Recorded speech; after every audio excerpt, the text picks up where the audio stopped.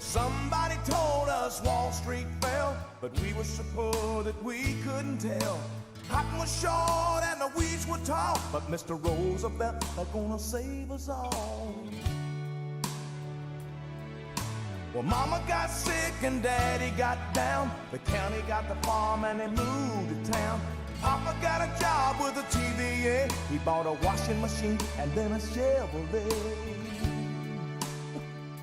Sing it, song, song of the South, sweet potato pie and I shut my mouth. Gone, gone with the wind, there ain't nobody looking back again. Play it.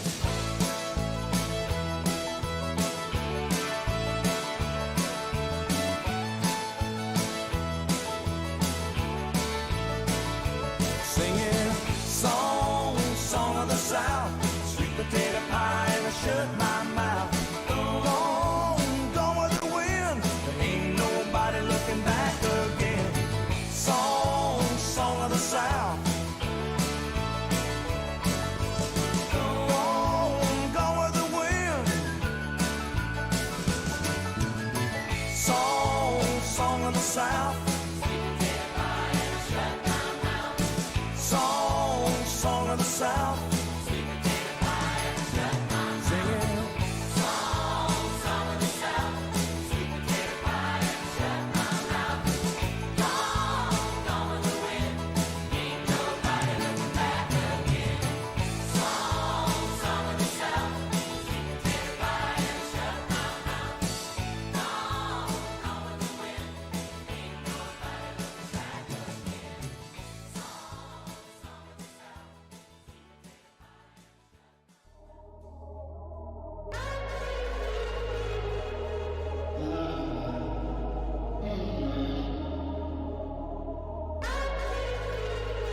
Hey, yeah.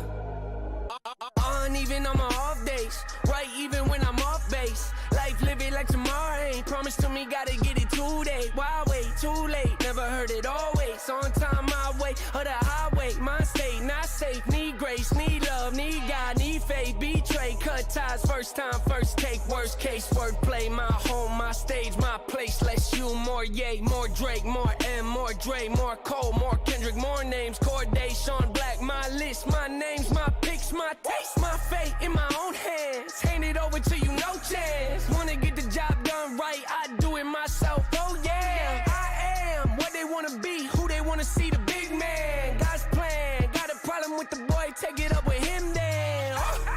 Iconic, who won it? Heard that you was looking for the smoke, huh? Catch me on a bad day and you might find it. Fine dining, flying private. Couple things that I could easily afford to do. A couple things that you don't know a thing about. You might have read about it, heard about it, thought about it, dreamt about it, played it out inside your head. But what I'm doing for a living isn't something I was taught. You either got it or you don't got it, and you don't got it. I'm the co-signer, you the broke artist. I'm the captain and you and coach flying. I'm the lead role, you in the background. Yeah, I'm the star player, you the mascot. Yeah, I'm the future, you the past, old timer. I'm the truth and you the bold-faced liar. I'm the CEO and you the customer. I'm the frontman and the ghost writer. I'm the creator, I'm the director, I'm the hit maker, I'm the empire, I'm the shot caller, I'm the showstopper, I'm the real one, you the fake knockoff. Jaw drop, headliner, top gunner, head honcho, eye catcher, real stunner. Y'all got it, new topic, Ye's Docker.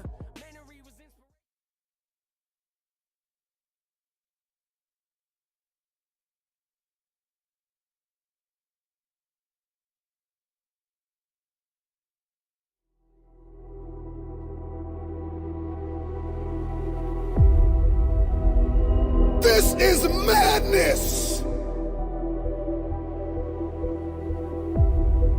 It's madness if I don't put in the work. It's madness if I don't believe. So if they think that you are mad, let them talk. Let them wonder.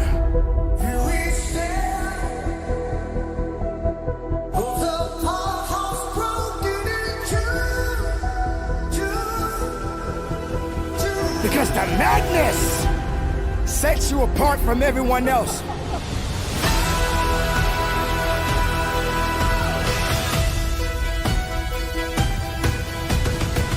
I am committed, and I don't care if this thing takes everything I have. I'm going after it.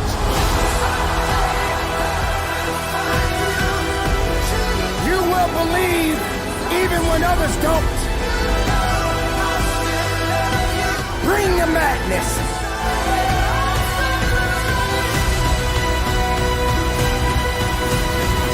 And so let me look crazy for a season, and I'll live the rest of my life like a legend.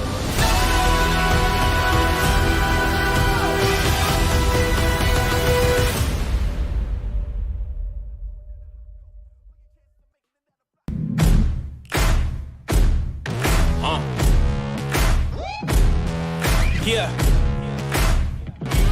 When they hear the sound of the drum, they'll be saying, oh Lord, here they come. Yeah, here we come.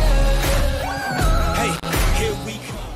Hello, everybody, and welcome to Champion Stadium in Springdale, where tonight the Shiloh Christian Saints open up the 6A West Conference play as they host the #1 ranked Greenwood Bulldogs. Welcome, everybody, to Champion Stadium as the Saints get ready to open conference play tonight as Cliff Anderson joins me as we get ready. So, Cliff, it's been a good non-conference, some injuries that we've had to deal with, but 2-1 against one of probably the toughest non-conference slates anybody took upon in the state.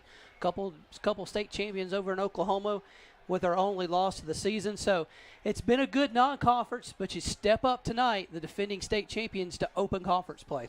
Absolutely, and it's not just defending state champions. I mean, you look at really the past 2+ decades, this Greenwood Bulldog program has been one of the top programs of any classification in the state of Arkansas. And so we were talking before we came on the air and just how if we weren't conference opponents, would this game even be happening? And I think we both agree it probably would not be happening just because we're at where we are and Greenwood is at the level that they are, and they've been running the 5A and 6A the past several years. Well, now here's Shiloh up in 6A, and we're conference opponents. And, you know, we also talked about how these two programs have played each other really starting like some in youth league and 7-on-7 stuff, and in 7th grade and junior high through the years. And so we're very familiar with the Greenwood Bulldog program, and we just have not played them on Friday nights. But we've got them here tonight here at Champion Stadium, and it's set up just to be a great night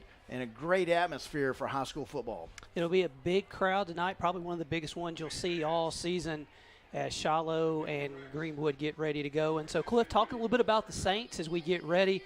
Get 2-1 in conference play, only loss at the state champion over in Oklahoma. Lincoln Christian last week had an injury at quarterback against Little Rock Christian. Cole Creighton went out with an injury. Jake Bodenstein stepped in, came back and won that Little Rock Christian game.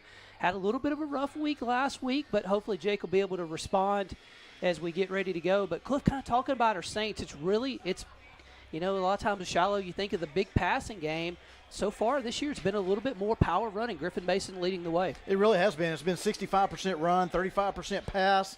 And I know Coach Barnard would maybe want that to be a little more even. I know in past years it's always been at the end of the season kind of a 50-50 deal. But currently through 3 games, it has been predominantly on the ground, as you said, led by the junior running back, number 18, Griffin Mason. He's got 63% of the rushes through 3 games. He has been the workhorse, 82 carries, 611 yards. That's a 7.45 average per carry. And he comes into this game tonight averaging 203 on the ground.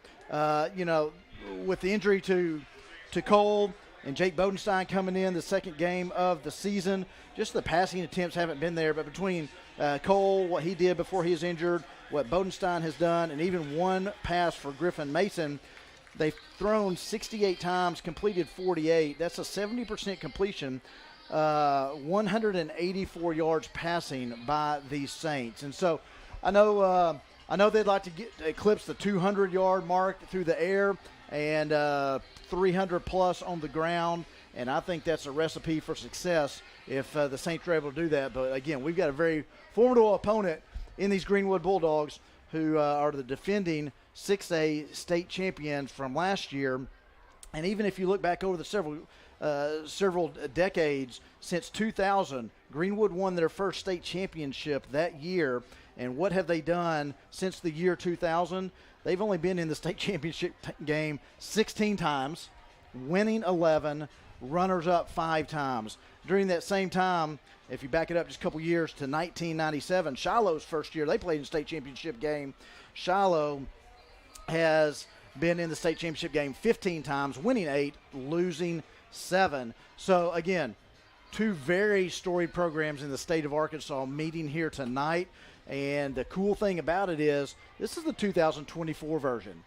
This isn't the 2004 version that Greenwood won 36-0. This is not the 2011 version that Greenwood won 55-0. This is 2024, and although that's history between these 2 programs, it's a new night, new players on the field on both sides, ready to make their own mark and make a statement tonight. And really, I think around the state, Shiloh could shock the state if they were able to pull off the win tonight. Yeah, Greenwood has come in with a 13-game winning streak from last year. They've added the first 3 to 3-0 in non-conference play are Greenwood. They have been impressive on the offensive end. 70-35 win over at Bentonville West to start the season. They shut out Northside in week 2, 58-0, and defeated Harbor in Greenwood 2 weeks ago, 56-19. So averaging 61 points a game for Greenwood. Greenwood's led by their junior quarterback, Kane Archer, 6'1", 207-pound junior. Archer has multiple Division I offers, one of the most sought-after players within the state of Arkansas, and he has what many people think are the best receiving core in the state as well. Champ Davis, number 2, Grant Carnes, number 3, Isaiah Arrington, number 0, some of the guys that they'll be highlighted. And so, Cliff, when you watch this Greenwood team on film, probably the thing that impresses you the most as Greenwood wins the toss and has deferred, and the Saints will receive. So, but Cliff, you talk about this Greenwood football team. Shiloh likes to go tempo. Boy, so does Greenwood. They run plays as quick as anyone we may see all year. Yeah, they really do. And again, it's kind of, like I said, just mirror image from what Shiloh has puts on the field on every Friday night through the years. Greenwood does that. They pass about 70% of the time. And so, you know, they'll throw the deep ball when there's opportunities, just like Shiloh would take those opportunities. But a lot of their passes are short, dump, crossing patterns, passing out of the backfield, and then they just let their speedy receivers who have great field vision take it and get the big gains after that. But they are led by their junior quarterback, Kane Archer, who has all types of offers around the country, and very deservingly so. He's their leading rusher for the team. 80% completion rate, has thrown for 962 yards. And this is a great stat any coach wants their quarterback to have. 12 touchdowns, no interceptions. If Shiloh's going to be successful tonight, we have to create turnovers, whether that's a fumble, whether that's picking off Kane Archer. We need to get pressure on Kane in the backfield, make him uncomfortable in the pocket. Again, he's a very adequate runner, and he can burn you running the ball. But if we can get after him a little bit, having some happy feet, then maybe Shiloh will have success on the defensive side. Any quarterback with an 80% completion percentage, he knows the system and is doing things right. About to see the Saints run out on the field as the hype video is going on the scoreboard. Greenwood is out on the field. If you missed it down below at the coin toss, Greenwood won the toss, deferred to the second half, so the Saints will get the football first to kick off the game. Beautiful night, temperatures in the low 70s. A little bit of a breeze sort of for really the first time this year. So coming out of the north, so the Saints will be kind of going into that breeze to start the game off to go. But Cliff, we kind of talked about it. We feel like the key to success for Shiloh tonight may be to control the football, keep Greenwood's explosive offense off the field. The Saints have really primarily against Little Rock Christian at times control the game at the line of scrimmage. They're going to need to do that again tonight. Absolutely. Well, that game against Little Rock Christian where Shiloh got behind early, came from behind, and they did it on the ground, led by, again, as you see the Saints running out through the banner, and, again, just a beautiful night here at Champion Stadium. But that game against Little Rock Christian, you had Griffin Mason, your number 18, your junior running back, who rushed about 40 times that night, had 304 yards, I think. The team as a whole, minus some negative yardage, had about 305 yards rushing as a team. and just pounded Little Rock Christian on the ground. Obviously, they had some key catches at key times for some touchdowns, which was awesome. But I expect a heavy dose of the run game tonight. And that's really what teams try to do against teams that have a great offense, great quarterback that can score quickly like Greenwood can. You want to keep the ball out of their hands. You want your defense to not be on the field all night long, but you want our offense to just wear that defense out and just see what happens late in the second half and see if we're still in this game. Kemp, Mason, and Eldridge back deep for the Saints. Kicking off for Greenwood will be their outstanding kicker, Hudson Meeker, and he is one of the most impressive kickers I've seen on film in a long time. He was consistently kicking the ball out of the back of the end zone last week, and with a pretty good wind at his back, we'll see if he does the same thing right here. So there's Meeker's kick. It's a line drive, a little bit shorter here, taken at the 4. Going to be a return for Griffin to the 10, to the 15, cuts it outside 20, and he's going to be tripped up right there as Greenwood gets him on the ground at the 20-yard line. So a 1st and 10 for the Saints at the 20-yard line, as they will be led out by the quarterback, number 15, Jake Bodenstein. Bodenstein getting his second start after taking over in the Little Rock Christian game, and then last week as the starter against Lincoln Christian while the quarterback Cole Creighton is injured. We did see Cole warming up earlier, so maybe that's a good sign. We'll see him in the next few weeks. So Jake's got the load tonight, 1st and 10 for the Saints at the 20-yard line. Griffin Mason in the backfield. Saints with kind of a power look to the left side. There's a snap, handed off to Griffin, breaks one tackle, and then is snowed under at the 20 by 4 Greenwood Bulldogs. One of the Bulldogs you see, number 7, Cash Archer. He's the brother of Kane Archer, the Greenwood quarterback. Also a highly recruited kind of linebacker hybrid defensive end that you'll see of him. So 2nd and 10 for the Saints, no gain on 1st down. Kemp is one-on-one on the left side. Let's see if the Saints attack that. They're going to hand it to Griffin, cuts it up the middle. Griffin's going to get to the 23-24, and he gets 4 on that carry. So Griffin with 4, and it's going to bring up 3rd down and 6. So the Saints are trying to move the chains to start the game.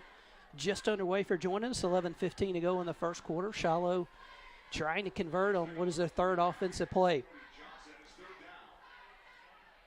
Greenwood with 6 in the box. Early on, back to pass. Bodenstein's going to throw the screen this way to Kemp. He's got some room, 25 to the 30 to the 35, and Chandler's up to the 37-yard line before he's taken down.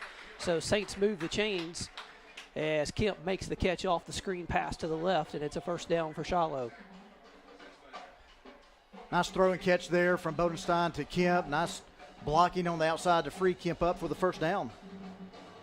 Carnes in motion. They're going to hand it to Mason. He got some room on the left side. He stiff arms a man to the 40, and then get hit late out of bounds at the 44. There's the flag from the back and the front and the side. So all 3 officials agree on that one. Pretty easy call. So at the 44, he goes out of bounds, and then we'll tack 15 on as Greenwood a little too aggressive close to the sideline there. So far, Cliff, it's been on the ground as we pretty much expected, but you've seen some little bit of holes on the left side of the line right here. Absolutely, and, you know, if offensively 15 yards from the end of the run, 1st down. As you hear the call made there, that's a big 15 yards against Greenwood, and they have known to be penalized Place a 25 little on the heavy play clock. throughout the season. So we'll see how that happens and how the game continues to go there penalty-wise. At the Greenwood 42, Eldridge in the backfield. Bodenstein's going to throw down the right sidelines. It's caught at the 15. Staying on his feet. Fighting, breaking away into the end zone. Slider. Touchdown Shiloh. And the Saints are on the board. 42-yard touchdown pass. And Cliff, we kind of talked about it earlier. The Greenwood DBs were walking up tight. The Saints coaching staff saw it, and the Saints make them play with a big play. Absolutely. Huge play for the Saints offense as they see one-on-one coverage to the outside. Bodenstein makes a beautiful pass to Slider, and the defender just didn't know where the ball was. He could have easily turned around and probably possibly picked that off, knocked it down, but Slider kept his eyes on it. He's able to come down with the completion. tackle's not made, and Slider runs it in for the score. Pulling with the extra point. It's up, and it's good. So the Saints, 10:31 to go in the first quarter with an 80-yard opening drive for a touchdown and take a 7-0 lead in this football game. So as we welcome you to 2024 Shiloh Christian Football, our elite video sponsors this year, Geo Services, Roush Coleman Homes, McClarty Daniel, champion video sponsors, Chick-fil-A of Springdale, Mr. Sparky Telecom, Mathis Home, and PaveCon. Our elite visitor press box this year sponsored by Smith & Davis Orthodontics. The school boards this year sponsored by Arvest. Elite Championship sponsors this year of Reliable Poultry, Roush Coleman Homes, Quality Millwork Incorporated, and Advanced Primary Care. Championship sponsors this year, Fastlane Entertainment, Mossback Fish Habitat, Wright's Barbecue, C.R. Crawford Construction, Harp's Food Stores, Osage Air, Tykeem DDS, Midland Industrial Services, Bacchus Concrete, Stubbs Center for Cosmetic Surgery, and our play clocks this year sponsored by Arkansas Children's Northwest. Shiloh on board with a touchdown, a 42-yard touchdown pass from Bodenstein to Slaughter, so it's 7-0 with 10:31 to go in the first quarter. And so, you know, Cliff, you come into this game, you need some reasons for confidence. You know what you have across from you. That's a great opening drive by the offense. Absolutely. That's what you want to do on the opening drive of the game. Now we'll see what our defense can do on that side of the ball. Pullen's kick's taken at the 11 to the 25, and it's going to spin to the 33, maybe the 34-yard line, and then push down there is Grant Carnes, one of the guys you're going to see that Greenwood will really try to get the football to tonight. Carnes, the senior. So as you look, Arrington 0, Davis 2, Carnes 3, kind of the big guys from the passing reception that Greenwood would like to go to. Yeah, Davis, number 2, is the leading receiver, 20 catches on the season, 288 yards, but you said all three of them. Arrington, 263 yards, Carnes, 241. So all three of those guys are great receivers. Right there on the first play is that receiver, and he's going to be taken down at the 40-yard line and knocked out of bounds there as Carnes. So quick pickup of about 7. Greenwood will 6 right there. Greenwood will hit you deep, but they love the quick little short pass, a lot of crossing routes. Archer he fumbles the ball, or I guess it's going to be an incomplete pass. His arm is going forward. Unfortunately, we'd love for that to be a slip out, but couldn't tell if he slipped or dropped it there. Yeah, if we see a replay there, possibly it did look like Archer's arm was going forward, ball just slips out, incomplete pass. So third down, chance for the Saints to get off the field very quickly. This is one thing you'll see from Greenwood, a lot of different formations. They will move guys in motion frequently. Archer sees something. He wants to change a play on 3rd and 4. Saints going to show a blitz off the right side. Archer throws left. It's caught at midfield and taken down right there, but it's going to be a first down. Colbert makes the stop, but the quick pass to Carnes, he makes his second catch in a Greenwood first down. Yeah, Carnes is such a good receiver, and these receivers just know where the holes are. They have great vision to find open seams in the secondary, and then you've got Cash at the quarterback position that's just great at finding his receivers. Archer over the middle had to kind of float it as the linebacker Henley showed blitz, dropped back into coverage. Archer saw it and just kind of floated it over the middle, incomplete. And boy, Cliff, that's why a guy has 0 interceptions. Read that in a second and just threw it away. Well, one thing our Saint defense wants to do this game is show Archer all kinds of different secondary sets and just keep him confused where he doesn't really know what's going on defensively. Davis in motion, pass out in the flat, is caught at the 45, breaks the tackle, now giving ground back to the 46. Saints will catch him right at the first down marker. I think he's a little bit short at the 43. Arrington makes the catch, so it's going to bring up 3rd and 1 for the Bulldogs. And plus territory, Greenwood probably with 2 downs if they want to do it here. But again, quick, short passes, get the ball out quickly. That's what they want to do. And so far, they've been able to convert. Power formation to the right for Greenwood on 3rd down. Archer changed the play at the line of scrimmage. Now 15 on the play clock. Sends Davis in motion, hands it off, and you know he's going to keep it to the 40. And then Archer, one thing you will see with him, not a kid who takes a lot of hits. Very smart quarterback. He slid down to prevent the hit as he moves the chains at the 40. And like I said, he is the team's leading rusher. Came into the game with 201 yards rushing. He picks up 2 right there. And they get a new set of downs. Davis in motion left. They're going to dump it out to the running back out of the backfield. It's going to be knocked out of bounds. Good tackle there by Alexander Salter as Arrington caught the football. So Greenwood again with a quick passing game. They'll pick up 4 to bring up 2nd and 6 from the 36 of Greenwood.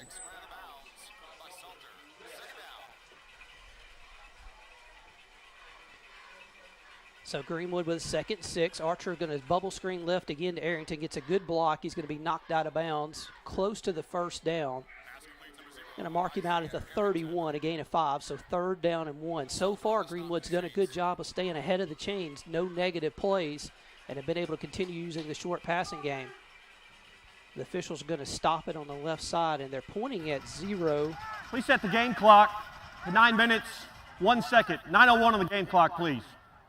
Well, that last play, the tackle was near out of bounds, and so I think it was out of bounds, and the clock did not stop, so they put a few more seconds on it.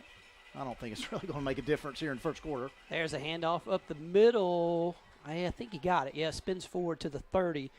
That's the running back, Wesley Raggio. He'll get most of the carries for Greenwood out of the backfield. Greenwood's a heavily, predominantly passing team on 1st down. On 3rd down and short, they like to run it. So that's what they did there, and they get the 1st down.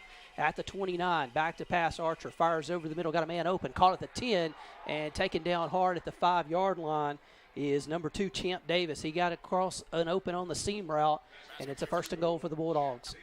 And you see the tempo that Greenwood wants to move here, just like Shiloh. They get that 1st down. They get inside the 10-yard line as a flag is thrown. May have a false start, I believe. But they line up, those linemen get lined up quickly, and they're ready to get going again. False start, offense, 5-yard penalty. It is still 1st down. So the first time tonight the Saints get the Greenwood Bulldogs behind the chain is backed up to the 11. It's still 1st and goal, but now outside the 10 for Greenwood. See if the Saints can kind of crunch it down, hold them to a field goal would be a win here. Shiloh shows blitz. Archer with a hard count. Now we'll stop and look at the sidelines. Play clock's at 10, so he's got plenty of time there as they look at the defensive front. Davis is in the slot left. He is their leading receiver and their most dangerous receiver. Play clock's at 1. Archer takes a snap, looks to Davis, fires out in the flat. It's caught by Arrington, makes 1-man miss, makes 2-man miss, and dives in the end zone for a Greenwood Bulldog touchdown. So both teams offensively get the ball and go right down the field for the touchdown as Arrington with the catch. And Greenwood makes it a 7-6 game with 8:09 to go in the first quarter. Yeah, just like you said, 2 of our guys had an opportunity to make a tackle there at the 2-yard line and just over-pursued on the tackle, and Arrington cuts it back to the inside and able to leap over the goal line for their first score of the night. So extra point coming for the Bulldogs. Not a great snap, but the kick is down, and it is good. So 8:09 to go in the first quarter as both teams take the opening drive and go down the field and score. So we have a 7-7 score between the Bulldogs of Greenwood and the Saints of Shiloh.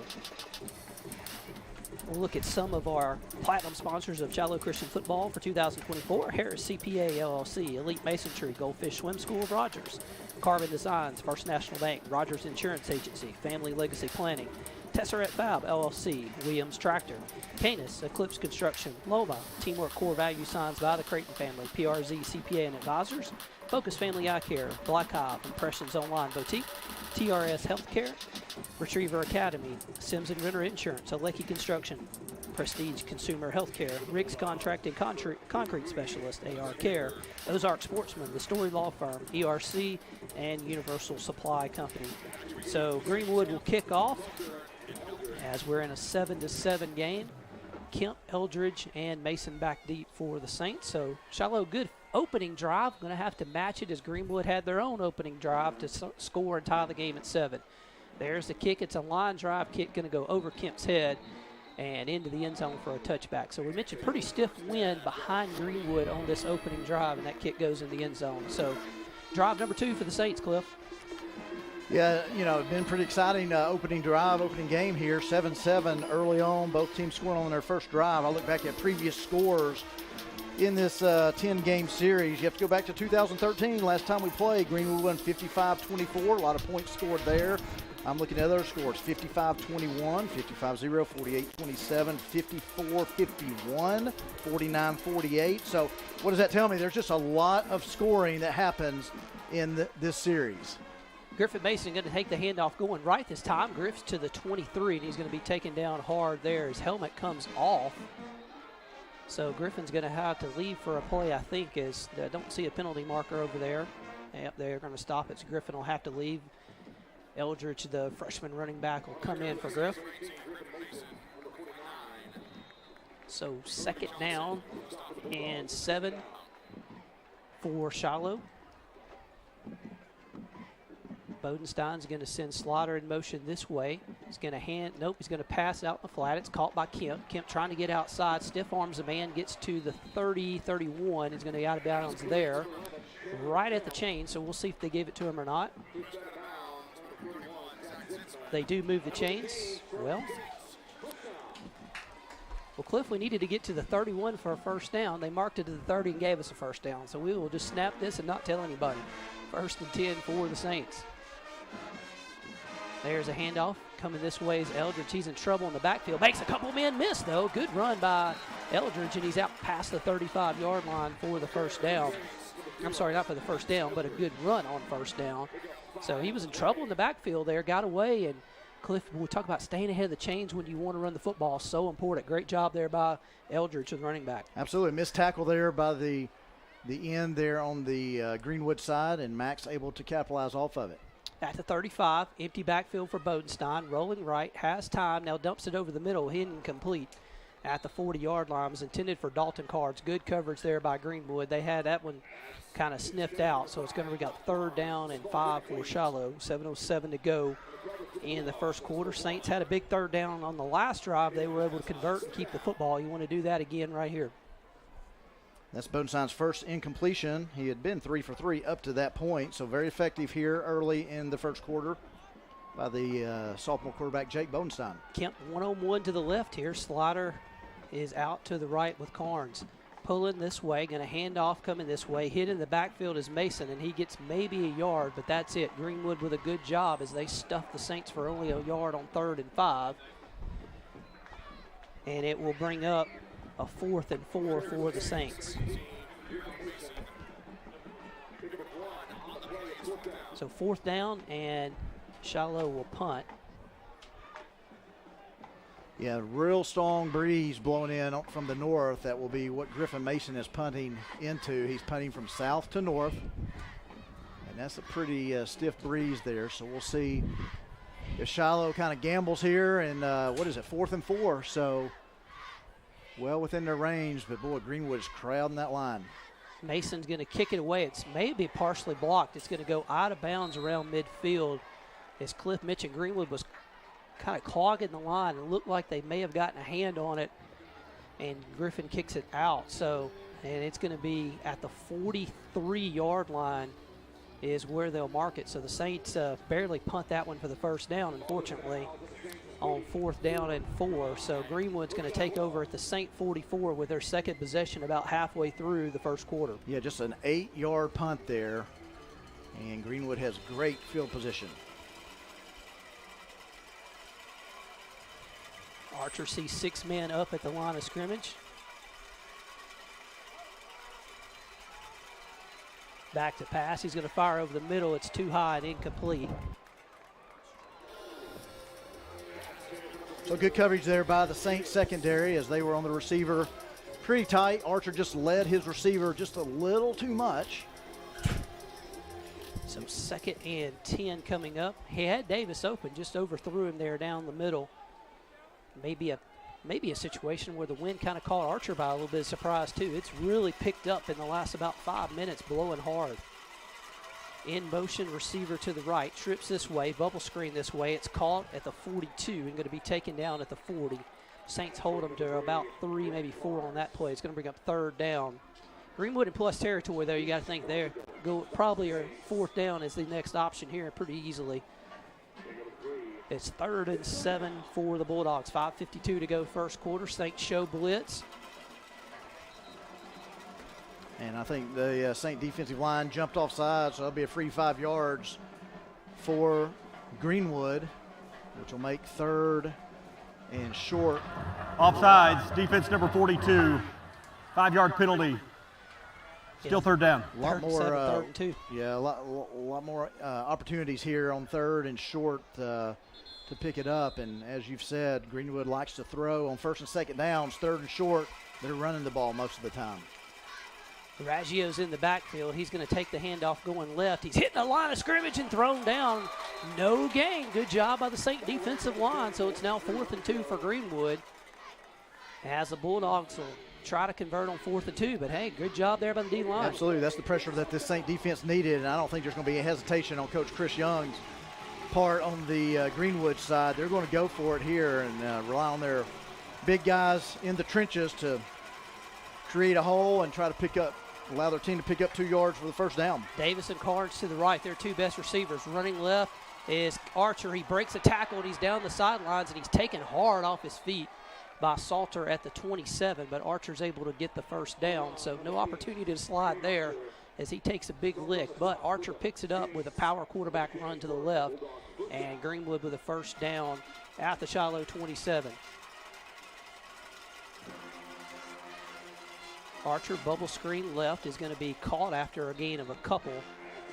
Is knocked out of bounds to Champ Davis. So, you know, if you got good blocking receivers on the outside, bubble screen is just hard to defend. I mean, you're going to pick up 2, 3, 4 yards every time you do that. If you've got an adequate quarterback that can zip it to his receiver and you've got some good blockers in front. St. defense held him to 2 on first down. Love to get a sack or some kind of pressure. It's hard to do on Archer as he's rolling right, going to throw. He's going to be caught and fighting and spinning. The Saints will gang tackle him at the 20-yard line. Is number 2, Davis, their best receiver. So it's going to bring up 3rd and 3 for Greenwood at the St. 20. 4:28 to go, clock running in the first quarter. That fast tempo with Greenwood. They keep it going. A power formation to the right here.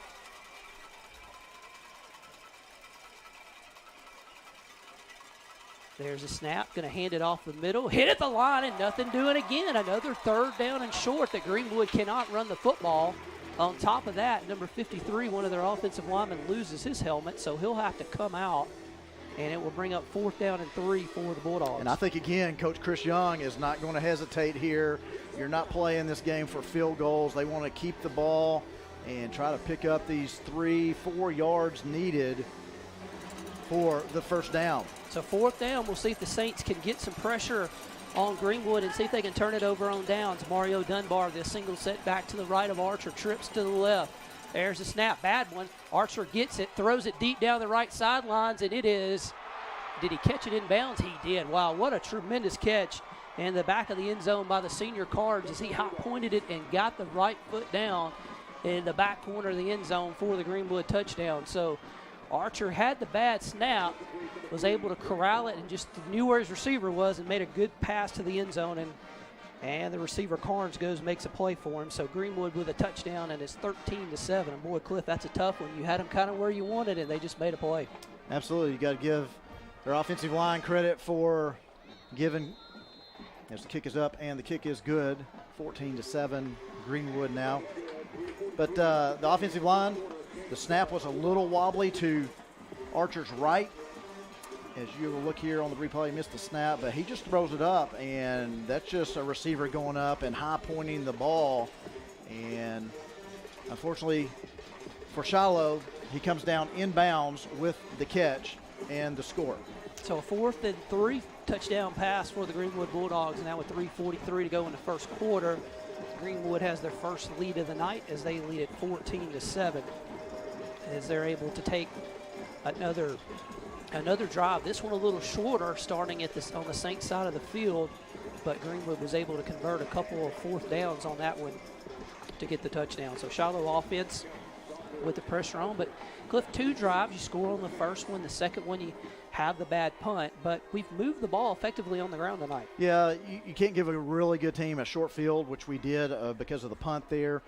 Greenwood has done what they need to do. 2 drives, 2 touchdowns. Shiloh needs to answer right here on this drive. Very short kick. Saints are going to have to let it bounce at the 15 to the 20. Salter, and he's taken down at the 21-yard line. So good tackle there by Greenwood. As Salter had to take it. Kind of a oddity that they kicked it really, really short there. Salter came up and got it, so maybe something they just wanted to try because the wind's strong at their back right there. But at the 22 is where they officially mark it And Shiloh will start their third offensive series. And really on a kick like that, Billy, you need to come up and catch it. You don't need to let it bounce and just give that extra second or two for the kicking team to get down there. And then you got to have a block on the outside, which didn't happen. 1st and 10 for Bodenstein. He'll motion Griffin Mason out of the backfield to make it empty here. Saints going to throw it down the left sidelines to Kemp. Incomplete at the 49, but there's a flag. They'll get Greenwood for PI as Kemp took a hard fall as he went up to high point that one and kind of landed on his back. So pass interference will be called on Greenwood. They'll get number 23, DJ Dobbins, the junior wide receiver there. Dobbins just throws his hands up and says, what do I do? Pass interference. Defense number 15. 15 yards from the previous spot results in a first down. Well, and Kemp is still on the sidelines. He did scoot off the field, and so he is on the Shiloh side, still on the ground, and I think maybe he just got his breath knocked out of him there when he landed. The officials are going to stop play and ask Kemp to scoot back a little bit. But, yeah, he went up hard and landed pretty hard there trying to make the catch. So at the 37, Saints with a first down after the pass interference. Griffin Mason in the backfield. Griff's going to get the carry coming left. He's got one man to beat but can't really spin away, and he's pulled down by his leg at the 39, gain of 2. Griffin loses his helmet again, so Eldridge is going to have to come back out. So 2nd down and 8. You can see Coach Tucker Barnard is really upset about the way they're kind of pulling the running back down by the leg. He's like, hey, the tackle's made. Just let him go. So 2nd down and 8. Yeah, Barnard's letting the side official know about it over there, isn't he? He had a good point. I mean, he was knee down, and they kept pulling it, and that's when his helmet came off. So there's a good run for Eldridge. Breaks a tackle, 45. He gets face mask at the 48, gets late hit out of bounds on top of it. So the Greenwood Bulldogs might have 30 yards worth of penalties here. We'll confirm. So a little scuffle on the sidelines as well on top of that. So we'll sort this out. But, Cliff, it looked like we have a face mask and a late hit. We'll see if we get both calls. Yeah, I don't know if both of those flags were thrown for a late hit out of bounds or not. They definitely could have thrown it. I think both flags, Billy, just from my looking at it, would probably just be after the play, mask. personal foul. Number 15 of the defense, face mask. 15 yards, first down. So no face mask, but they do get the late hit out of bounds. So 15 yards will put it down at the Greenwood 36, and the Saints move the chains with 3 minutes to go in the first quarter. Well, Greenwood struggling to get lined up here. Unfortunately, the officials had not started the play clock. So first down, Greenwood with 7 in the box here. Oh, they jump offside. Yeah, I guess he stayed out of the neutral zone. Must not have gotten close enough. 1st and 10. Archer looked like he was offside on this side. Now it's a bad snap. Eldridge in the backfield just picks it up and is running as hard as he can, but he's going to be taken down at the 44-yard line by Eldridge. So he's going to lose yards back to the 44. Yeah, Greenwood fortunate. They were as close to being offsides as you could be without not being offsides on that one. So 2nd down and long for the Saints. Is a loss of 7 for Max Eldridge, who picked it up. Unfortunately, that's going to hurt his rushing stats and something he couldn't really control. Slider's the lone receiver to the right. He's got man-on-man coverage. If the Saints want to attack it, it is there for the taking. Power formation, back to pass. Bodenstein's going to throw to the left to Carnes, and it's knocked down and incomplete. Carnes didn't really see it coming fast enough. And the defensive back, number 23, who got called for the pass interference earlier, was able to make the play there. So 3rd down and long for the Saints. Yeah, a good deflection there by number 23, Dobbins. He did not go for the ball, not trying to pick it off, not trying to make a play. He just saw the ball and just knocked it out. So the offensive guy, Carnes in that case, could not make the reception. So good job by Dobbins there on the defensive secondary side. Dobbins is 6'4" corner, so that height definitely helps him out there. 3rd down, Bodenstein screen this way. It's caught by Kemp. He's got Dobbins one-on-one, and Dobbins is going to wrestle him out of bounds just inside the 40-yard line. So a short pickup for the Saints, and it's going to be, they'll mark him at the 38. So 4th and long, well, at the 40, they moved it back. So 4th down for the Saints at their own 40. They need to get to the Greenwood 26 for a first down. So 4th and 14. As efficient as Greenwood is on offense, punting and pinning them back really doesn't feel like much of a win. So let's see if the Saints can do something on offense here. Yeah, I know if you don't make this, you're kind of giving them pretty good field position. But, again, you could try to pin them deep, and they can still march down the field. Bodenstein's going to fire over the middle. It's diving and incomplete at the 21-yard line as Greenwood gets a stop. It was intended for Slaughter, who made a diving attempt but couldn't come up with it. If he'd have caught it, it would have been enough to move the chains in a first down, but instead Greenwood's going to take over at the 40-yard line. Yeah, and that soft coverage there, I mean, that is a throw and a catch you just have to make. You just have to do that in a game like this when you haven't been able to stop Greenwood on their opening 2 drives, and you just had a punt, and you've got to keep a drive going here. We've got to make that catch. Saint defense out for its 3rd possession, trying to get its first stop. 14-7 Greenwood leads, 2:01 to go in the first quarter. Davis in motion to the left. They're going to fire it to him right up the gut to the midfield, and he's tackled there. Quick opening and a first down for Greenwood. So they sent Davis in motion. He just went right up the seam and got the first down.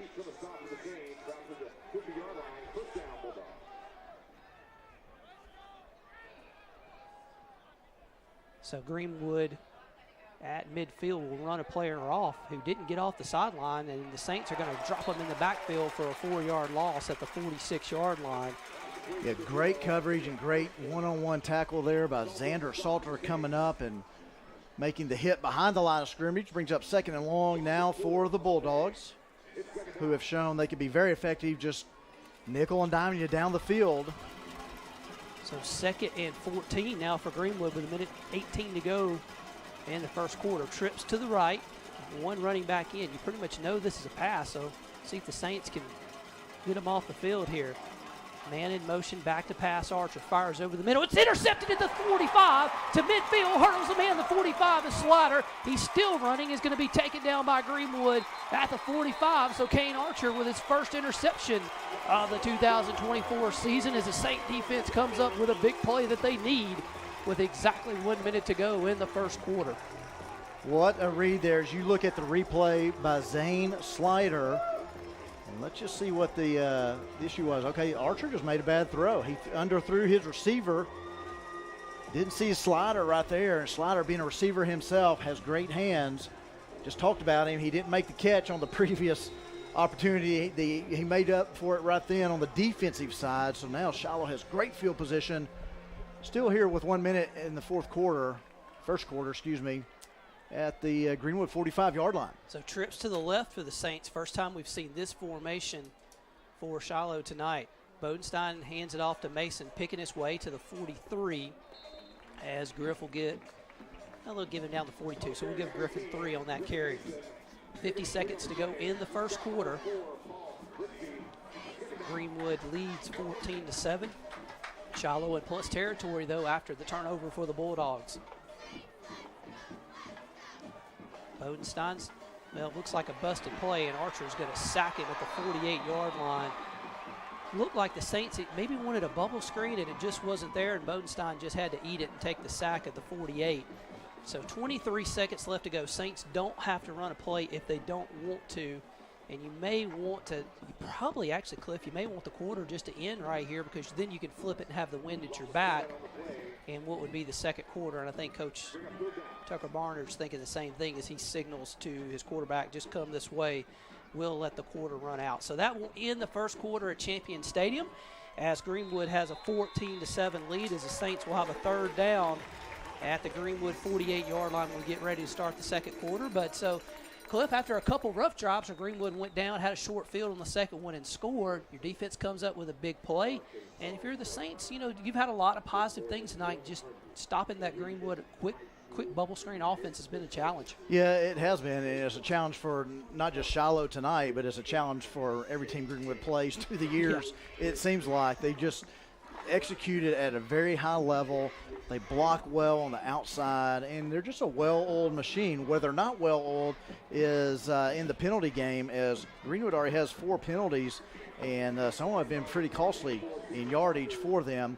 But they know that happens from time to time. They live with it. They They continue to score, move the ball down the field, and win a lot of games in spite of having a lot of penalties. But I tell you, the big interception there by Zane Slider, you said Kane Archer's first interception of the season. That was big. That stopped a drive there.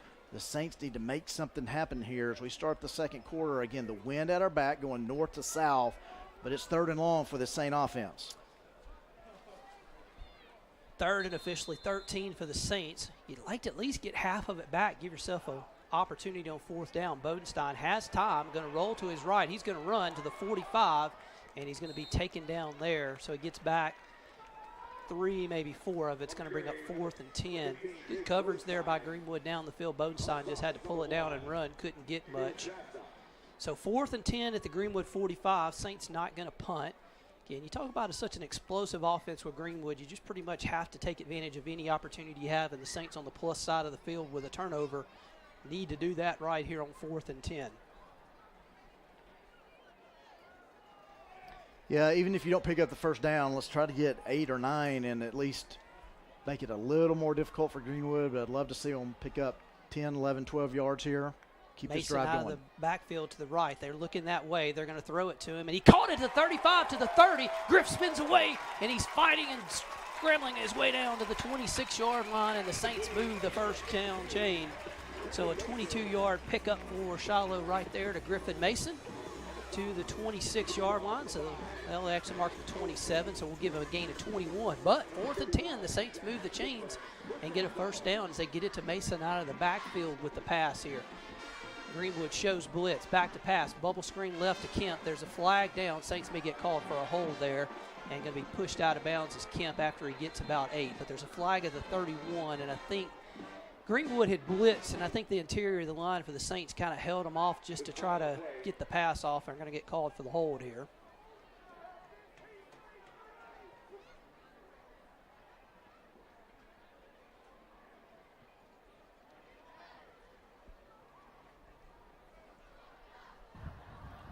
Holding, number 65, offense. 10-yard penalty from the previous spot. Still 2nd down. The Saints do get Correction, called first for the down. hold, so we'll bring up first down and 20, and they'll wipe off the 8-yard gain off the pass play. Yeah, blitz shown that time by Greenwood on the interior, and Saints had to hold to try to stop that. So Mason the lone back on 1st and 20 now, backed up. Handoff coming this way. He's got a hole. Griffin to the 35, plows his way forward to the 31-yard line. So Griffin with a good gain of 7. That gets a lot of it back, makes 2nd down a little bit more manageable. Shiloh needs to get just inside the 18 to about the 17 for a first down. Kind of a stack formation to the left of Bodenstein. Takes a snap, is going to hand it to Griffin Mason up the middle. Griff gets taken off his feet at the 27-yard line. Good hard hit there by Greenwood. So the Saints get it back to where it is the original line of scrimmage, and it's going to bring up 3rd and 10 for Shiloh. 10-10 to go, second quarter. 14-7 Greenwood leads. Saints with one receiver to the right. They back off of him. Looking left, they're going to throw the go route to the left, and it is incomplete at the 1. Kemp with a diving effort, just couldn't quite come up with it. And 4th down coming up for the Saints as Kemp nearly got that one. So Cliff, pretty well thrown ball, just couldn't quite connect there. Yeah, it really was. Again, you got the wind behind you there. If Jake could have just, if he could go back and replay that down, he would give it a little more loft and let it just die into Kemp's hands there, but just probably threw it just a little too low, a little too much juice on it, just out of the outskirts of his hands. Ooh, Greenwood, did they jump?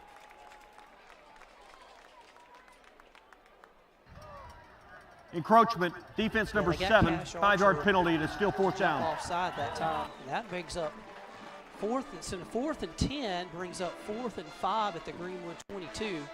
Gives you the option to run the ball if you want to here on 4th down. Saints are going to go with a tight formation. Kemp and Carnes in a tight slot to the left. Griffin Mason's going to shift and go to the right of Bodenstein. There's a snap, looks, back to pass. Got time, steps up, and now it's hit and sacked at the 31. as Archer got to him with the sack. So Archer jumps off sides one play, winds up getting the sack on the next play, and then stares the Saints sideline down as he walks off the field. So 9:52 to go, and the Greenwood defense gets a stop, and they'll take over at the 31-yard line. And so a good drive for the Saints, but it's going to stall out at the 30 of Greenwood, and Greenwood's back on the field with a 1st and 10. Yeah, and after an opening drive that was a 42-yard touchdown pass from Bodenstein to Slider, Saints just haven't been able to do anything. They moved the ball a little bit, but not able to really break through this Greenwood defense. Davis in motion, bubble this way, caught the 35, and going to be taken off his feet at the 36-yard line as Beach and Eldridge knock him out of bounds as the pass was caught by Hudson Meager, who kicks off for the Greenwood Bulldogs and kicks and catches some passes out for them. They run a lot of receivers in and out of the formations on different plays as Raggio comes back in the backfield on 2nd and 4.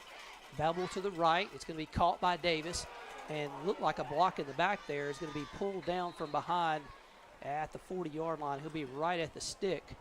And I think they're probably going to give it to him. Yeah, they do. So a 1st down. One thing Greenwood has done frequently in this game is just put Davis in motion and just throw it to him off of the motion, and they've had some success with it. 1st and 10, Archer back to pass. Has time, looking, trying to get his receiver to come this way. He does, and it's going to be caught at the 49-yard line as Arrington was able to get open, but that was one of those cases Archer had all day to throw the ball, Cliff. Yeah, absolutely. That's where Shiloh has to get in the backfield. You cannot let a good quarterback like Kane Archer just sit there and read the defense, read the routes, let the receivers run, and then just pick the defense apart. Luckily, he didn't throw downfield too far, kind of threw to an out man, but he had all the time in the world back there to find out what he wanted to do. Raggio with a big hole on the left side, but good open field tackle at the 46 by Gray Colbert, but it is enough for a 1st down. So Raggio moves the chains for Greenwood at the 46. Colbert with a good tackle. Raggio had some room, and Colbert was the only guy in blue on this side of the field, but he made the tackle.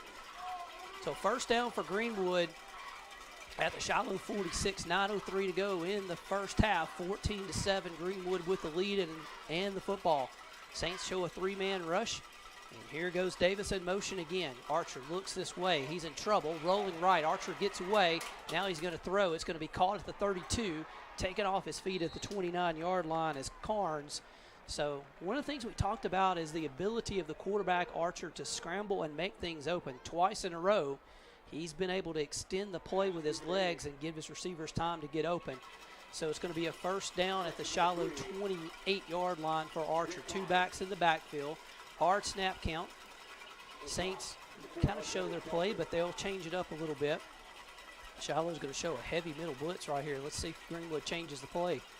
They hand it to Raggio. He runs right into the blitz and nothing doing. So Greenwood checked into the run play that was a middle blitz. So we appreciate that one. So a gain of 1, 2nd and 9.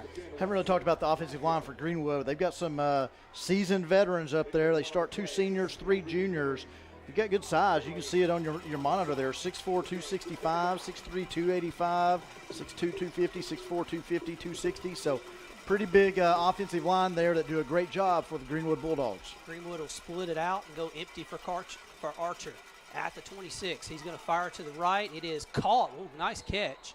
Well, they're going to say he was out of bounds. Oh, wow.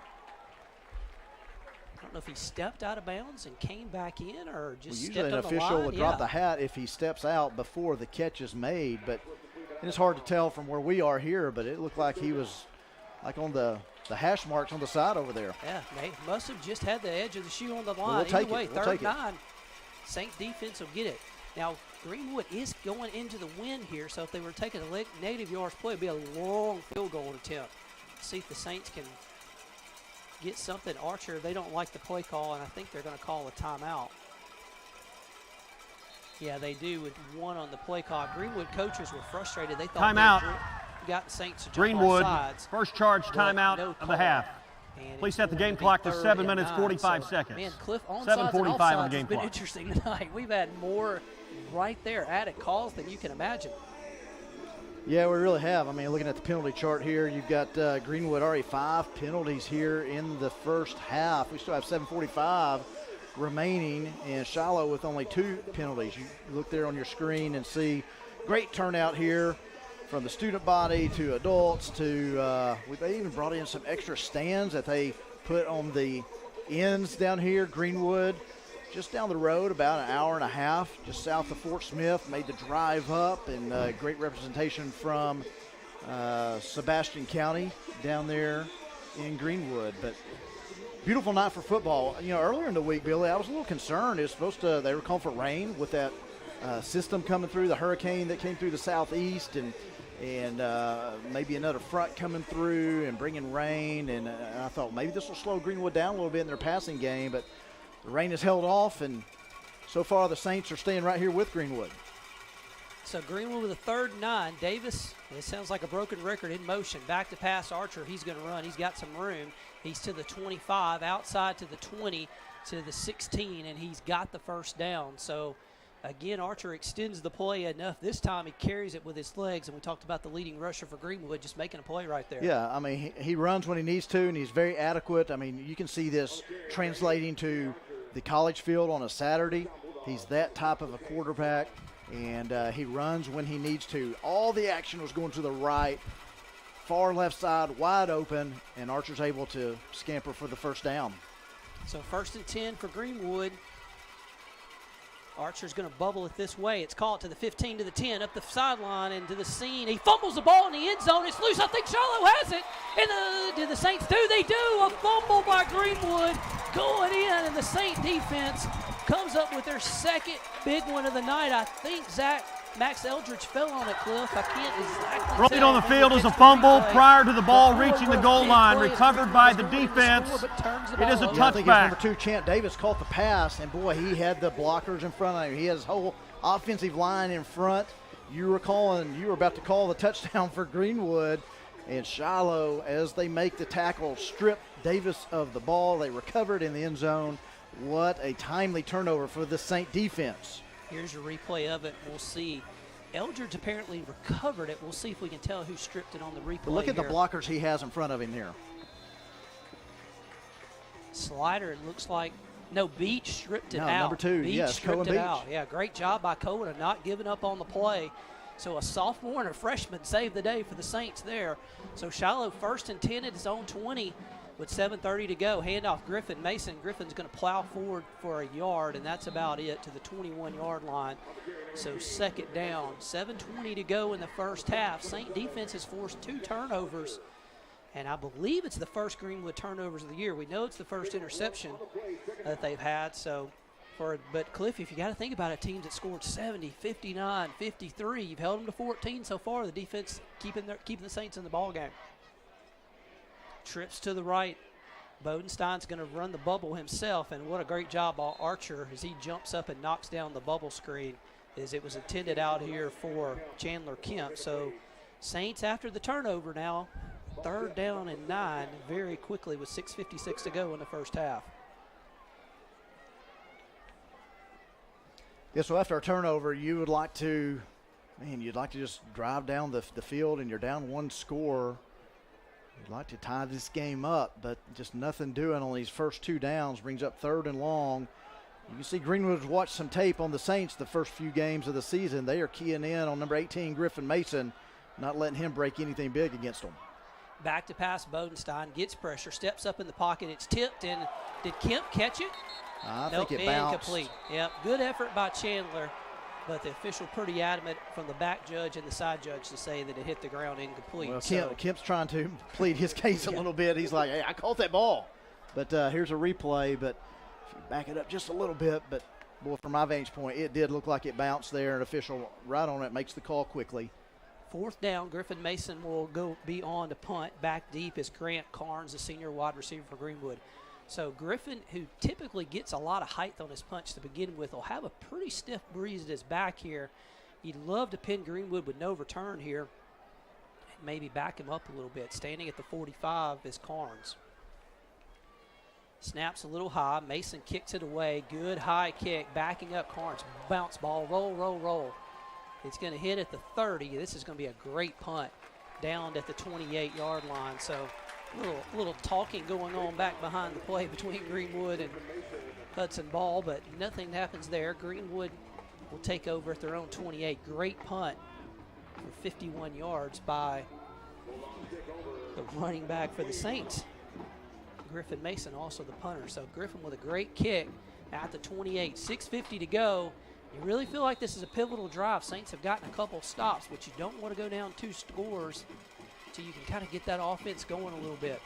There's the snap. Back to the pass. Pumps the bubble. Going to throw it deep down the right sidelines, and it's overthrown and incomplete at the 41. Good coverage by Salters. They tried the old bubble and go. Saints were all over it. Good job by the defense. 2nd and 10. Well, you said it's a pivotal drive. It's a pivotal drive for Greenwood. I mean, they came out of the gate, storming down the field, scored two pretty quick touchdowns. But then what have they done on their last 2 drives? An interception and a fumble. So this Shiloh defense, they can't rely on turnovers. You want to keep, forcing them if you can, but you can't rely on that. We've got to have a defensive stop here. Davis over the middle makes the catch, and he's up to the 42-yard line, and that's going to be a first down. So Champ Davis has certainly been the go-to man for the Greenwood Bulldogs tonight. Score update, Fort Smith Southside leads Mountain Home 21-14. That game is in Fort Smith in the second quarter. Those are the next 2 opponents for the Saints. Shiloh goes to Mountain Home next week, and then we'll host Southside the following week. In motion is Davis to the right. Archer looks that way, wants to come back left, is in trouble, gets away, still looking, and just throws it. There's no one in the middle of the field, and Archer took a shot, and he is still down, and he is hurt. And his entire offensive line is screaming for him to come over there. Shiloh trainers come running out there as well. Yeah, I thought initially Archer was trying to play it off as a late hit, but when you saw him just kind of lay there. You see the panic of the offensive lineman, that's when you knew something was up, because they were immediately calling for the trainers. Well, he got hit, looked like he got sandwiched on that play, and it doesn't take much. It doesn't take much for Yeah, unfortunately, Cliff, we know all too well, having seen our quarterback, Cole Creighton, go down against Little Rock Christian a couple weeks ago. He gets up. A little wobbly, though. He's going to get some help walking back to the sideline. So. Oh, now they drop a flag. Now they throw the flag. Are you kidding me? Yeah. Boy, Barnard is going to lose it here. Yeah, he's getting Coach Henley's defensive coordinator back. Yeah, Coach is getting – he's got to get his players and his own staff there, but you can understand the frustration. And now, well, here's more penalties, and so I don't know what that's going to be, but the frustrating is this – if you want to call the penalty okay for roughing the passer, that's okay. Hudson Ball's on the field, number 31, and he's intentional grounding, number 8 offense.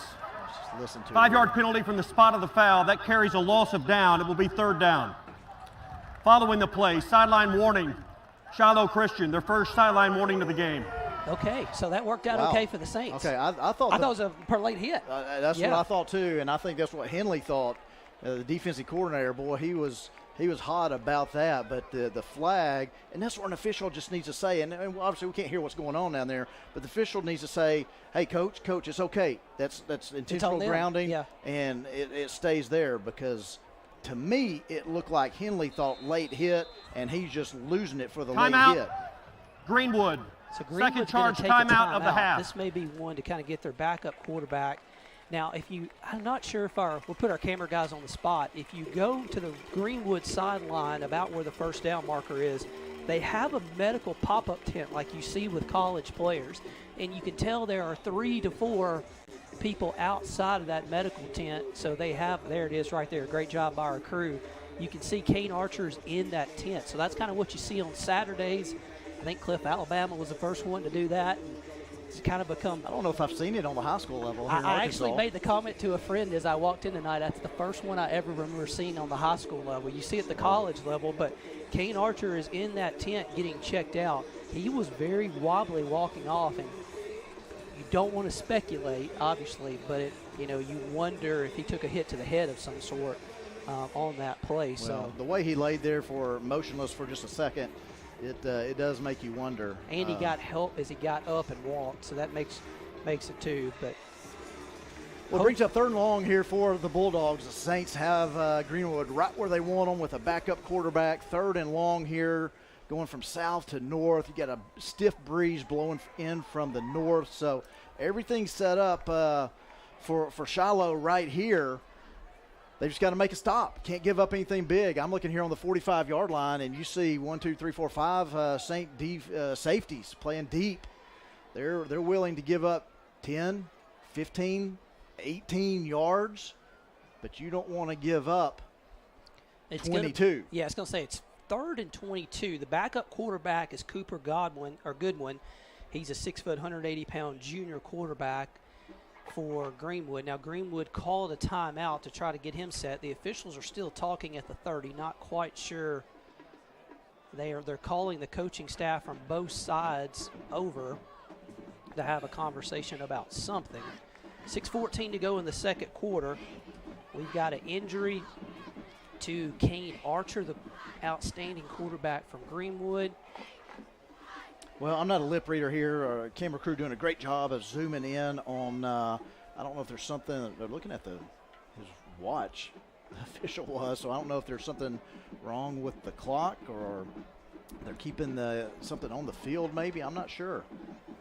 Looking at the downs, maybe because of the penalty and just what happened just a second ago. Cliff, here's what I think they're doing. I think they called an unsportsmanlike conduct penalty on the Saints, and they didn't mark it off. After further discussion, there is no foul for intentional grounding as the ball reached the line of scrimmage and the quarterback was outside of the tackle box. Therefore, if the ruling is an incomplete pass, it will be 3rd down from the previous spot. Okay. Okay, I mean, I that can't makes argue sense. that. That makes sense. Yeah, I agree. I can't argue with that. I thought he was out of the pocket initially. So hits why Cliff and I both felt like it was a personal foul penalty. With all that said, now it's 3rd down and 9 with the backup quarterback. Goodwin in the game. Back to pass, quick bubble. There's what's caught by Davis. He's going to be taken down close to midfield at the 49. It's going to bring up 4th down and 3 for Greenwood. We'll see how aggressive they want to be with the backup quarterback. No hesitation. They're going to go for it. It's at the 48 officially. 4th and 4. Saints show blitz, and we got to think they're coming with a backup quarterback in the game as Goodwin looks to the right. Try to find number 2 in White. He's been the guy to get the football to tonight. Well, they've been successful on these quick little throws, so we'll see if they can pick up 4 yards on another one. 4th down. Play clock's at 13. Plenty of there. Goodwin sends Davis in motion. Greenwood doesn't like the call. They may be just trying to jump the Saints offside, but Shiloh's in kind of that prowl look from the defensive front. So you're not jumping off sides 3 yards off the football. Play clock runs to 0. Great job. Great defensive. And there's a flag for delay of game. Great job by the defense, and the punt team comes out for Greenwood. Absolutely. Delay of game, offense, come up there and just go for 5-yard penalty. It's still 4th down. Please set the game clock to 5 minutes, 22 seconds. 5:22. Quick yardages all night tonight. Shiloh stopped them a few times, but Greenwood has been very successful. But they choose to be conservative there, take the penalty, and punt the ball back. So in to punt, it's number 33, Hudson Meeker. Need to be aware of maybe a fake here. Just be aware. There's a snap and the kick by Meeker's a low line drive kick. Get out of the way, guys. Rolls at the 30, inside the 25, and will roll dead at the 23-yard line. So the 3rd stop of the night for the defense is they get an interception, a fumble, and now a stop after Greenwood scored on their first 2 drives. So the defense is stiffened up with 5:22 to go in the first quarter. And Cliff, you just have to find, you think about this game, and people talked about it in August, boy, you talk about the matchup between Cole Creighton and the matchup with Kane Archer. Game clock did not run during the punt. Please set the game clock. You never know. 5 minutes and 5 minutes and 15 seconds. Yeah, you just 5 minutes, 15 seconds on the game clock. You know the officials talking there, but yeah, I mean, every person on every team, from number 1 on the roster to your last player on the roster, you got to be ready to go week in and week out when your number's called. Direct snap to Griffin Mason. He's to the 20, to the 25. Griff gets outside to the 30, and he's going to plow forward to the 35. Great job by Griffin of kind of pushing the pile forward. Saints go with the direct snap, and Mason with the run. He'll gain 12 on that and a 1st down for the Saints. 5:07 to go. Clock stopped in the first quarter. Same play. Mason's going to go again to the 35, to the 40, outside 45, and he gets shoved out of bounds at the 45. They'll say step out, but that's a gain of 10 and another first down for the Saints. And the 2 longest runs of the night for Griffin Mason. He's got 12 carries for 53 yards, but the last 2 accounted for 22 of those 53. At the 45, guess what? Griffin Mason going right, and this time he's going to be hit at the line of scrimmage and driven into the ground, so no gain. Saints went to it for a 3rd time, and Greenwood's able to figure it out. So 2nd and 10 at the 45. Well, the coaching staff for Shiloh obviously see a little weak point on the right side there, on the left side of Greenwood's defense. Griffin's going to go up the middle. He gets to the 47, gain of 2, and 3rd and 8. So Greenwood's just a little bit on the defensive front. Have been able to stop Griffin on the last 2 power runs. They actually gave him 3 out to the 48, so 3rd and 7. Bodenstein comes back in at quarterback on this 3rd down. Clock running, 4:16 to go in the first half. Greenwood 14, Shiloh 7. And what has turned into a defensive struggle after a shootout in the first 3 drives. There's Greenwood offsides. We'll take that. No flag. Oh, my goodness. Even 15 turned around and walked backwards. He thought he was offsides. So Saints are going to have to adjust. Plenty of time with the play clock at 5. There's the snap. Bodenstein back to pass. He's going to fire. It's caught by Kemp to the 45. Chandler to the 42 of Greenwood and a first down. So Greenwood with a little bit of a break, as they even thought they were offsides. No call. But the Saints convert either way, so it doesn't matter. At the 42 of Greenwood and a first down for Shiloh. Kemp with the catch. Bodenstein with a hard count. See if he can draw Greenwood offsides. Now he'll look to the sidelines with 20 on the play clock. Saints are going to change the play call. 1st and 10 at the Greenwood 42. 2 backs. Now Shiloh's going to adjust the line a little bit. Play clock's at 6, so we're okay. Bodenstein looks. They're going to adjust one more time. Play clock's at 3. Now they're going to call a timeout. So Saints just couldn't quite get the look that appears that they wanted. Timeout. As Bodenstein kept Shiloh looking back Christian, to the sideline. second charge, timeout of the half. With 3:14 left to go in the first half. And so, Cliff, I would venture to say if you ask around the state, if you ask the score of the Shiloh-Greenwood game late in the first half, probably not a lot of people that had 14-7 on their book. Well, I think you told me they came into the game, and I've got the big number 61. that Greenwood has outscored their opponents in the first 3 games, 184-54. You said that comes out to be like 61-18 margin. Well, if you're putting up 61 points, you've got more than 14 with 3 minutes left here in the second quarter. You see number 8, Kane Archer, coming out of the tent, putting his helmet on, going to talk to his coach there. Greenwood does not need Kane right now, but I'm sure coaches will just make sure. Correction, that is Shiloh staff Christian's first charge timeout of the half. Kane is 100% cleared before they put him back in this game, and that would be a relief to the Bulldog fans, as he's their number 1 guy. But, yeah, 14-7, 3:14 remaining here until halftime. I don't think anybody thought the score would be this low right now. Henley in motion to the right. Back to pass Bodenstein. Gets hit and he just throws it away. Kemp was coming in on an in route. Bodenstein thought he was running the go route, so incomplete. And 2nd down and 10. Cash Archer came with a blitz off the outside for Greenwood and got the pressure there, so 2nd down for Shiloh. Let's see if they go back to the ground here. Griffin Mason's in the backfield, a little bit of power look to the right. There's a blitz coming this way. Griffin trying to get around the corner. He gets to the 38 before he's taken down there. So good pickup, though, for 4. It'll bring up a more manageable 3rd down for the Saints. And 6 at the Greenwood 38-yard line. Shiloh needs to get just inside the 33, almost to the 32. So it's a kind of a short 6, long 5 here, however you want to look at it. Power formation again to the right. Hard snap count. Greenwood doesn't jump. Saints will look to the sideline for the play call. Be a little surprised if the Saints don't keep it on the ground here. Try to make 4th down manageable unless you see something you like. Bodenstein back to pass. Fire, slant, caught. Chandler Kemp to the 30. And he's going to be taken down there. 1st down. Saints saw the slant. Shiloh's going to lose, and an offensive lineman had his helmet ripped off by the Greenwood player, but unfortunately Saints are going to have to sub in another offensive lineman, as they say it's just part of the play. So Shiloh's Zach Weeks, the senior, has to go out. Saints will sub in, 2:29 to go.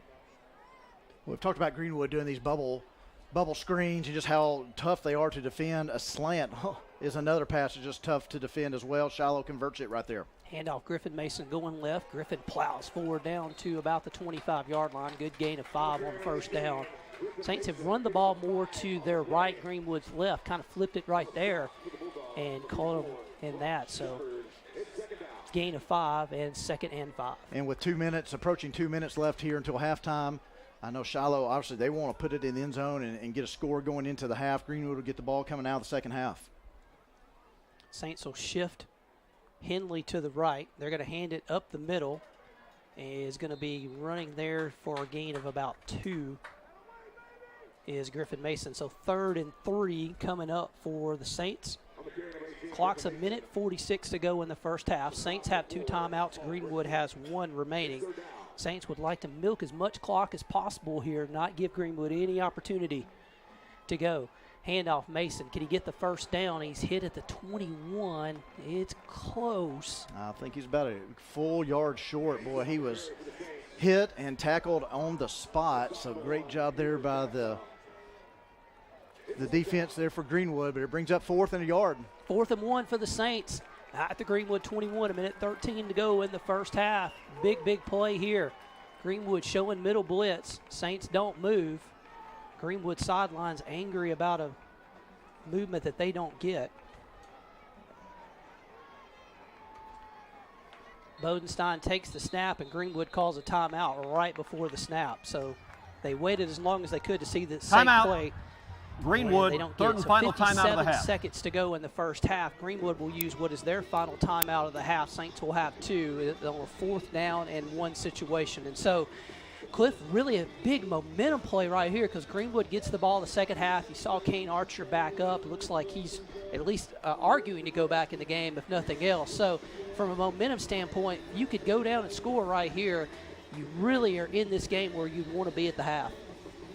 Yeah, absolutely. I mean, you would take a tie score going into the half, and defense has played great, outside of just the first 2 drives where they let Greenwood kind of nickel and dime up and down the field and giving up some pass plays and pass yardage for those scores. But this defense has kind of built off of the turnovers that they created against the Greenwood offense. They intercepted a ball, and then they recovered a fumble in the end zone, forced a punt on the last drive. So they've kept Kane Archer and this high-flying Greenwood offense off the field. So defense doing their job. Now we want the offense to do a great job here with 57 seconds left. We need to pick up 1 yard, get a new set of downs, and then let's run out this clock and get in the end zone. Yeah, it's a really big play here because then you prevent Greenwood with any opportunity to score. If you can get the first down, you can control it. Hudson ball in the game. Hudson's going to get 20. Hudson to the 15. Cuts outside 10-5 and take it off his feet there. 1st and goal, Saints with 51 seconds to go in the first half. And boy, Cliff, great job by the left side of the offensive line. They created a huge hole for Hudson Ball. They really did. Great job. Great play call there. Just getting Greenwood, keeping them off balance there. They had no idea Hudson was going to get that ball. Low snap. Hudson gets it. And he's going to plow forward to about the 3. We'll see if the Saints use a timeout with 36 seconds left to go. Nope, Shiloh's going to let it run and get down. 2nd down and goal for Shiloh with 30 seconds left to go in the first half. Shiloh has 2 timeouts left. They can use them. They use 1 right here, it looks like. Timeout. They're going to let the clock run a little Shiloh bit. Christian, really second good, charge, really timeout good of the job half. there. You know you only got They set the 2, game 3 clock to plays 33 at the seconds. most, 33. with 29 seconds and 1 timeout left. So a lot of flexibility in what you do. Ball is laying directly on the 3-yard line where it'll be 2nd down and goal. And so from a momentum standpoint, Cliff, boy, if you could get to the half tie, that's all you could ever ask for against a defending state champ. I mean, absolutely. We're looking at 2 really good teams here, and that's why they're ranked in the top 5 in 6A in the state. You got Greenwood ranked number 1. Benton out of the East, 6A East, is ranked number 2. And Shiloh right there, even with the loss 2 weeks ago at Lincoln Christian, still ranked number 3 in the state. And so you've got 2 of the best teams just battling it out right here. And the defense it's just been a defensive affair. Pullen and Henley in a H-back formation to the left. Hudson Ball's a snap. It is going to be run power left right here. Here it is. Ball to the 2, to the 1, pushes his way forward, and he gets to the 2. That's all he can get. Saints will kind of need to go quickly. 23 seconds left to go. Shiloh has 1 timeout. You want to run this play quickly if you can. Then that way you can run or pass. 15 seconds. Clock going. Greenwood fans standing up on their side. There's a snap for Ball. He's going to run left again, and he's in! Touchdown, Shiloh! The Saint offensive line with a tremendous job. And the score, I was watching one of the Greenwood players ripped off the helmet of one of the Saint offensive linemen. But Shiloh's able to get a score for a touchdown with 8 seconds left to go in the first half and the extra point. And the Saints are 1 point away from a 14-14 all game here late in the second quarter. You see Hudson Ball coming out and get that guy some water. He had some hard yards to get right there, but the Saints are able to get what they need to do. Boy, you talk about man-on-man, Cliff. Everybody in the stadium knew what was coming right there. Yeah, they really did, but it starts up front. I mean, the defense knew Ball was getting the ball. Oh, high snap, but a great job by Bodenstein to get it down, and Pullen puts it through. Boy, Jake Bodenstein saved the Saints a point right there. What a great job on the snap, as we'll get the replay right here of the touchdown run by Ball. Great block by Carter Henley. Carter Henley, maybe I couldn't tell if that was I couldn't quite tell the offensive lineman who somebody Weeks, pancaked their maybe. guy on the left side. I couldn't tell. Either way, a great job, and a great job by Bodenstein on the extra point, because almost before the kick I was thinking, Cliff, boy, don't blow the extra point. It's so important right here, and the Saints do make it. So 14-14 our score with 8 seconds left to go in the first half. And like you said, everybody knew Hudson Ball's getting that ball, and he's not there to pass it. He's not there to hand it off. He's getting the snap, and he's running. So what has to happen to make that play successful and to get in the end zone? You got to have the offensive line create a hole. They did a great job there. Saints tie it up with 8 seconds left here in the first half. That drive by Shiloh, get this, 5 minutes and 14 seconds. What a drive by these Saints. Only thing that would have been more perfect would have been 5:22. So 8 seconds left to go in the first half. Now you want to kick this deep enough that you can't let Archer sling it to the end zone in some type of Hail Mary situation, because he can get it there. So there's a kick by Pullen, a line drive, perfect. Oh, it's going to be caught. Heck of a job there by Greenwood, even fielded at the 10, 15, and 20, and taken down. Good open field tackle at the 24 with 1.7 left. Yeah, 1.7 left. I doubt at the Greenwood, where are they, about the 25? You know, I doubt you're going to try anything crazy here. You may just get a kneel down, knowing Greenwood go into the half, comes back out. They get the ball first. But it is not Archer out there. It is the backup quarterback, Goodwin. So you got to think this is a kneel down. Yeah. Shiloh has 5 safeties at midfield at the 50 here. So with your backup quarterback, yeah, you're just going to take a knee. And that quickly runs out the end of the first half. So we're at Champion Stadium. The Saints are headed to the locker room, and we said all year we thought this was going to be one of the best games in the state of Arkansas, despite any classification, and that's what we got at the half. Shiloh 14, Greenwood 14, and so Cliff, just been a great game. I mean, that's what you expect out of two great teams, a great game. Absolutely. I mean, the workhorse for Shiloh on the ground has been Griffin Mason. Everybody knew that he was going to be the guy. 18 carries for number 18, 68 yards. Those have been tough yards. I mean, there's really only 2 carries, a 12-yarder and a 10-yarder. Everything else has been 1, 2, 3 yards per carry. Big touchdown run there of 2 yards by Hudson Ball. He's got 4 carries, 21 yards. Chandler Kemp, the leading receiver, 5 catches for 40 yards. Zane Slider, the big 42-yarder for a touchdown. And then Jake Bodenstein, 7 of 15 for 100 yards and touchdown. So those numbers are manageable. Those numbers aren't bad. The key thing is he hasn't turned the ball over, and the Saints are right here in this game. 2 Greenwood turnovers, and that's where the Saints have taken advantage. So we'll kick it out of the field as you see the Shiloh dance team out there at halftime. Saints 14, Greenwood 14 at the half. We'll be back with the exciting second half in just a moment. You're watching Shiloh Christian Football.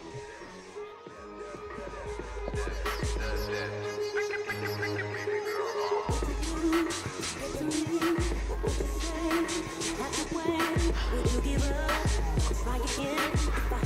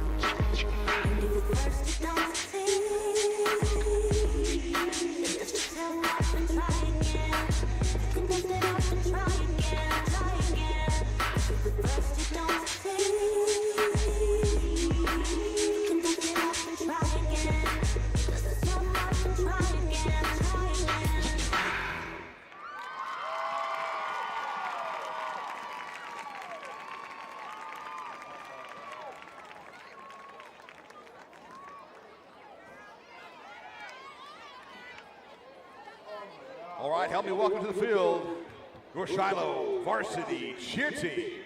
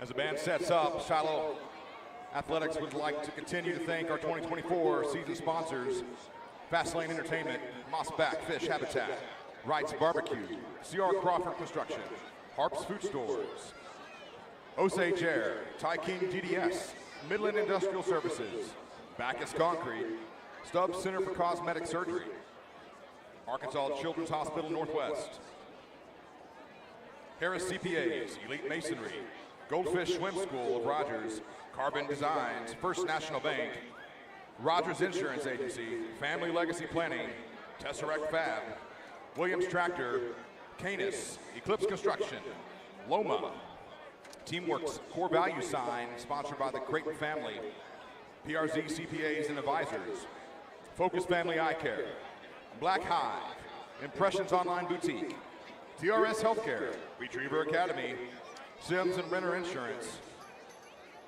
Oki Construction, Prestige Consumer Healthcare, Riggs Contracting Concrete Specialist, R-Care, Ozark Sportsman, Story Law Firm, ERC, Universal Supply Company, Kelly Commercial Partners, North Rock Builders, Brotherhood Sign sponsored by the Carlisle family, and VersaMed. Saints fans, please welcome to the field your Shiloh Christian Marching Band. Their show this year is titled Marching Through Magic Kingdom and features some of your favorite Disney tunes, including Disney Magical Marches, Bare Necessities, and The Circle of Life.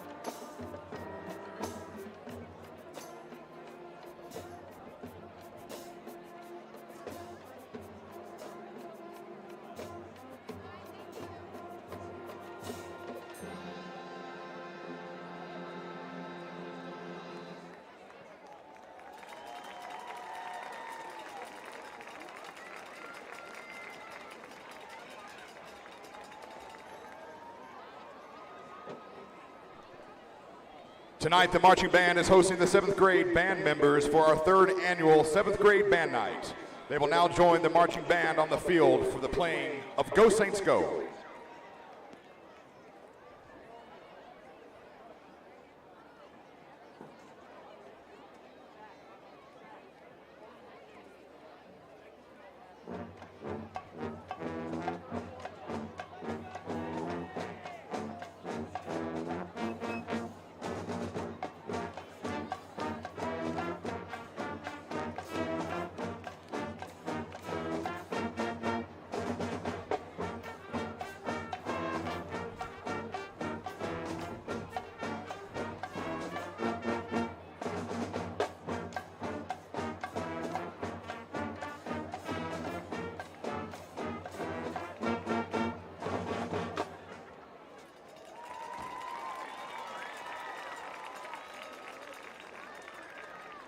The band is directed by Stephen Hunt with assistant director Chris Zimmer.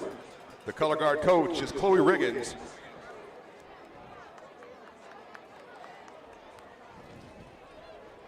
And the drumline coach is Steve Abishai. With drum major Danny Rivas. The band is proud to be sponsored by CertaPro Painters of Northwest Arkansas.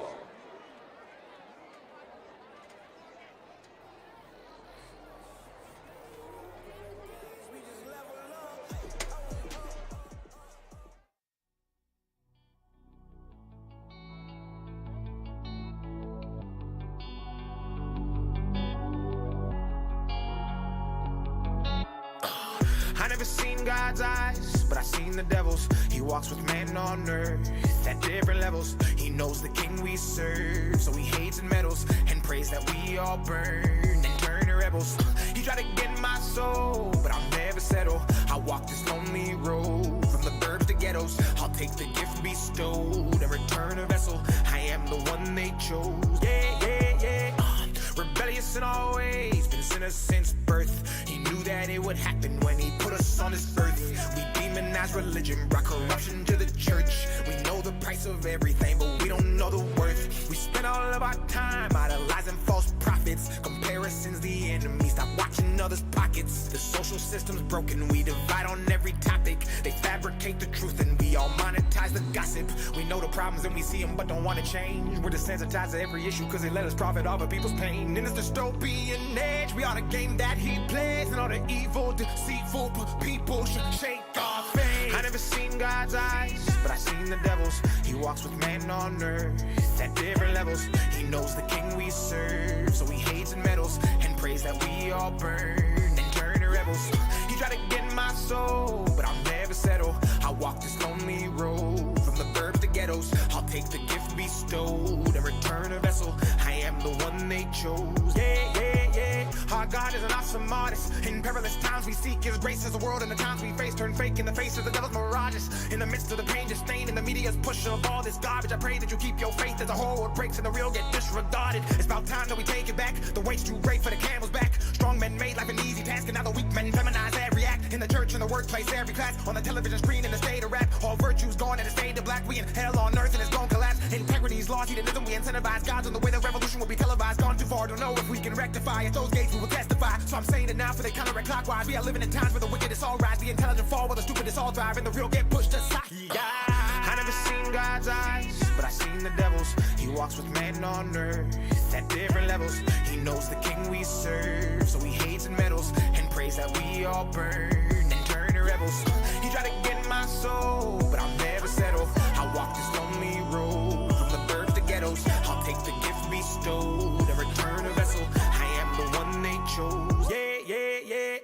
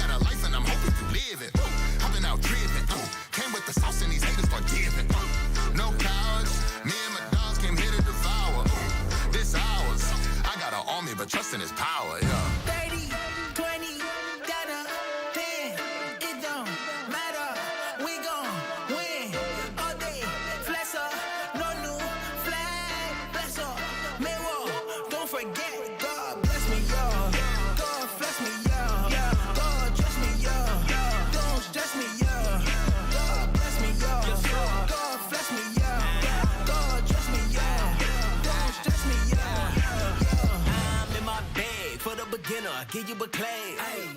Isn't he bad? Bridget, wait till you witness a jam. Our sentence was finished fast, cause he got up in the flash. The reapers, rippers, slipping dead. I can't do nothing but last. Strong on your soul, like prolong your soul. He don't hold out your soul. He so swell, we rest on. He so cheat code, way too weak for my ego. But he gon' swing low, hit a chariot and carry me home. 30, 20, down 10, it don't matter. We gon' win all day. Flex up, no new flag. Bless up, may walk. Don't forget, God bless me, y'all. God bless me, y'all. God dress me, y'all. Don't stress me, y'all. God bless me, y'all. God bless me, y'all. God dress me, y'all. Don't stress me, y'all. God bless me, y'all. God bless me, y'all. God bless me, y'all. God bless me, My God got it. Yeah, he got it. My God got it. Yeah, he got it. My God got it. Yeah, he got it. Yeah, he got it. Yeah, he got it.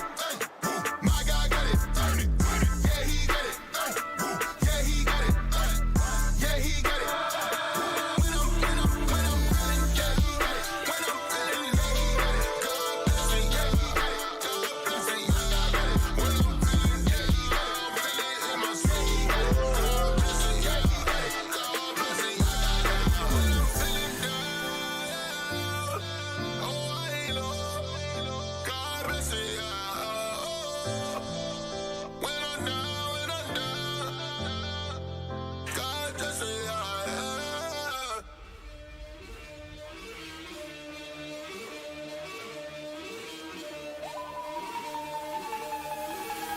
Eyes on the target and the goal in my vision. Bang!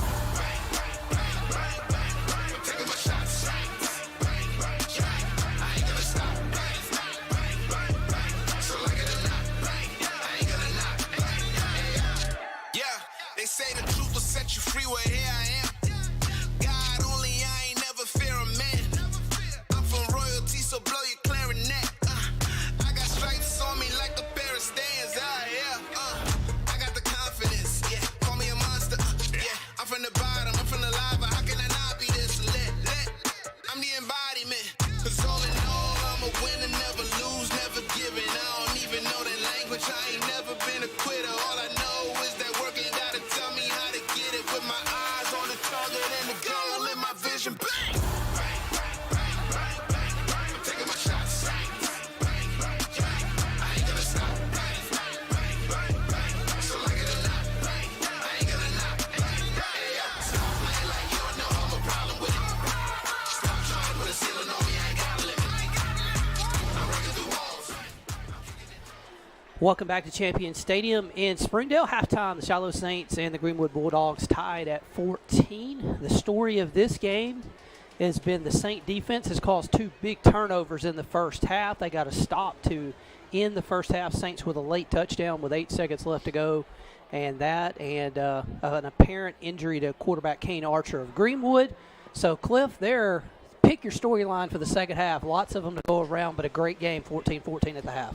Absolutely. I mean, what else would you want out of two of the top three teams in Class 6A in the state? And just, again, we talked about it in the first half, just two storied programs here since Shiloh won their first state championship in 1997, and then Greenwood winning their first state championship in the year 2000. And what has happened with both of these programs through the years, all the state championship appearances, the state championships, the conference championships, the all-state players, the great coaches that have coached on both sidelines. I mean, this is what the best of the best in high school football in the state of Arkansas offers, and we are seeing it right now with a tie score of 14-14.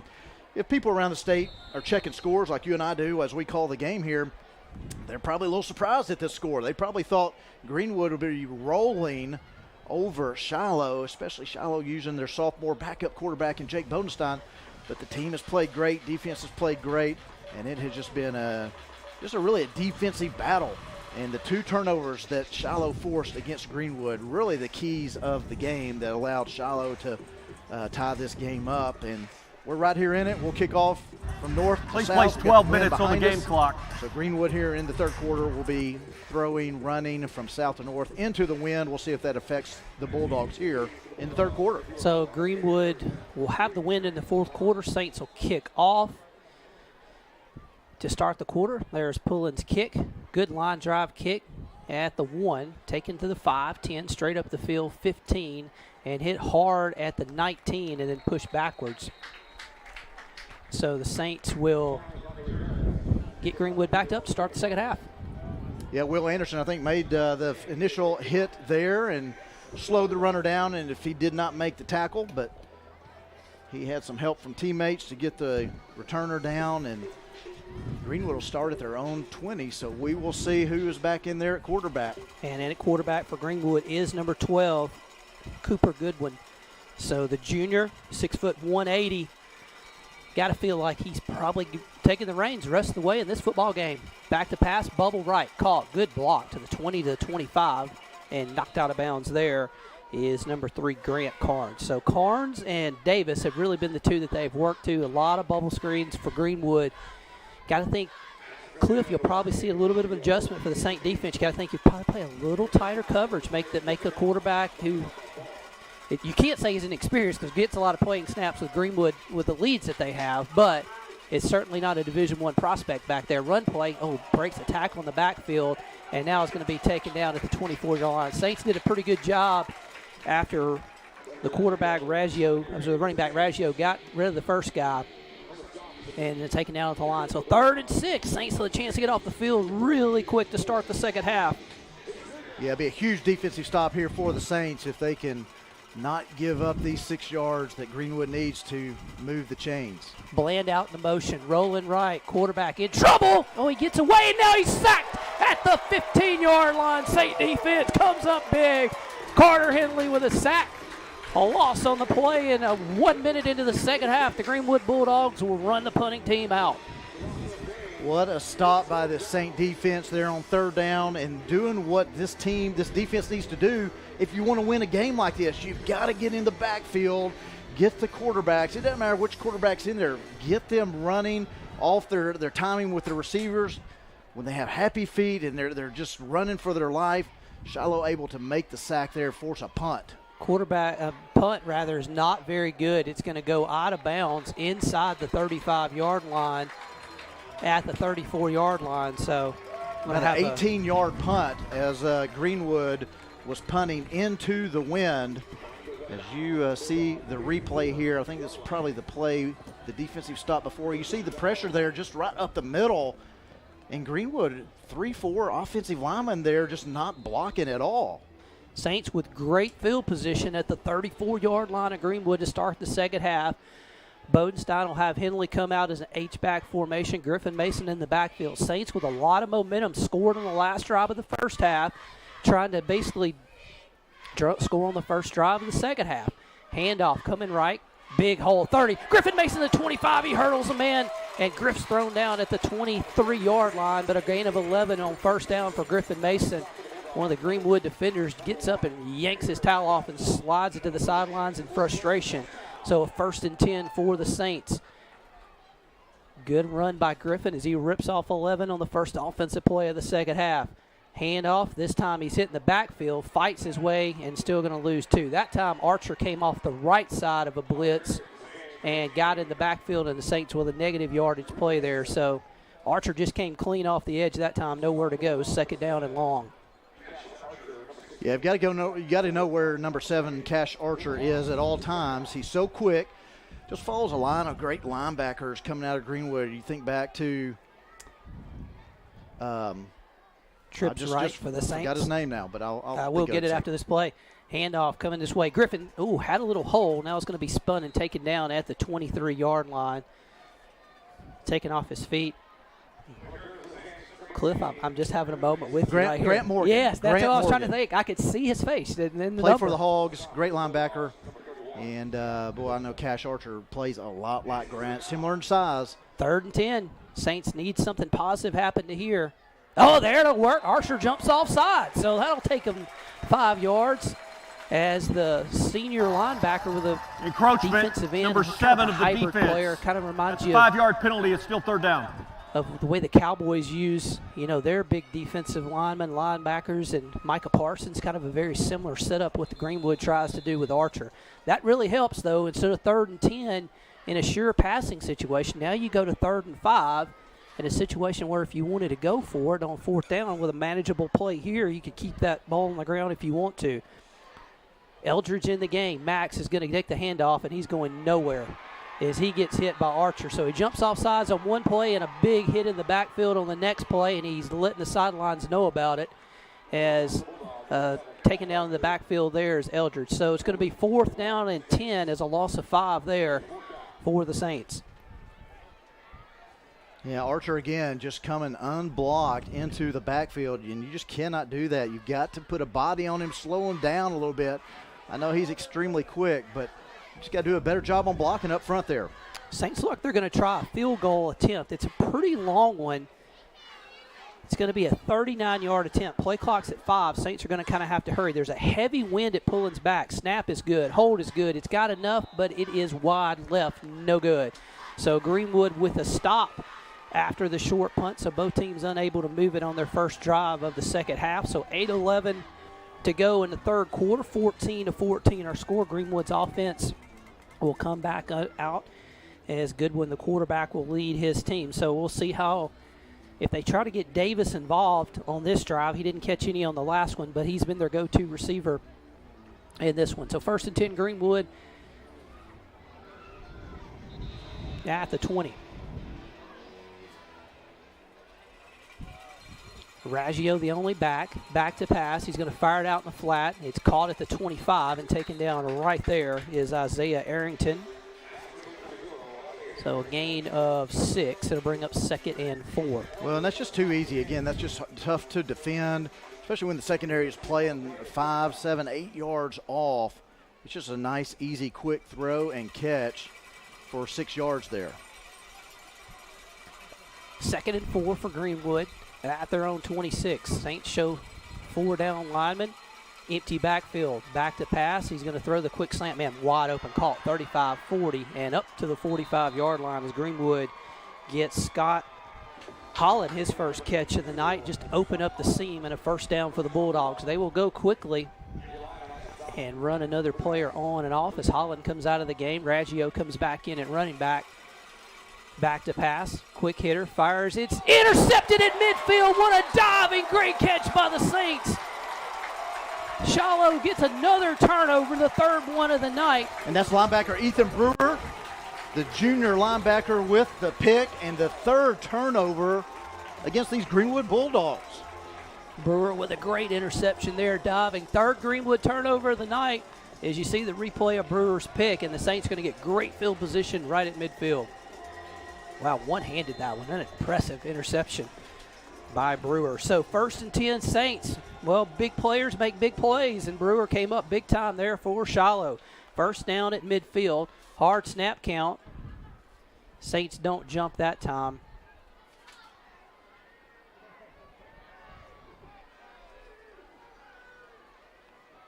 Back to pass, coming this way. Got time. Bodenstein floats it. Got a man wide open. Oh, and Carnes can't catch it at the 25. Oh, Dalton had gotten behind the defense. And that really strong wind we talked about might have been the difference right there as Carnes had gotten behind, and it goes incomplete. And that's just a throw that an inexperienced quarterback just doesn't know to give it just enough air under it and let the receiver run under it.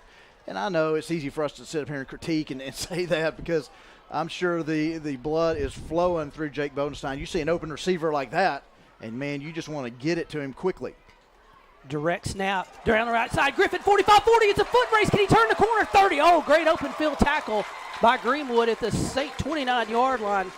That'll be number 4, Paul Brixby, the linebacker, senior linebacker. He's made a couple big tackles for Greenwood, and he saved a touchdown there as Griffin got loose down the left side. Griff's going to stay in the game. It's a wildcat formation. Greenwood struggling to get lined up. Griff coming right side, 25. Griff, he's going to spin his way down to the 24 as Brixby makes the stop again. And Cliff, you're seeing a little bit of tiredness on that Greenwood defense. Guys limping back. You know, they've had such comfortable leads. They haven't really had to be in these type of tough situations. And we talk about the Saints' tough non-conference schedule. That prepares you for options like this. Second and short. Oh, a false start there. Well, everybody moved except the center there. Yeah, I think he knew it too. He kind of looked start. and Offense. turned back. So 2nd and penalty. 4 Still becomes 2nd and 9. So a tough penalty there as you had Hudson Ball lined up to kind of run the Wildcat a little bit there. So the Saints will be backed up to their 29 on 2nd and 9. Ball's going to stay in the game, though. And now we false start again, I think. Yep. This time they're going to get Henley as false start. Shiloh tried number to 70 go on the offense. second snap count and couldn't 5-yard get it. So penalty. 2 big penalties by It's the still Saints. second down. And false starts have gone from 2nd and short to 2nd and long.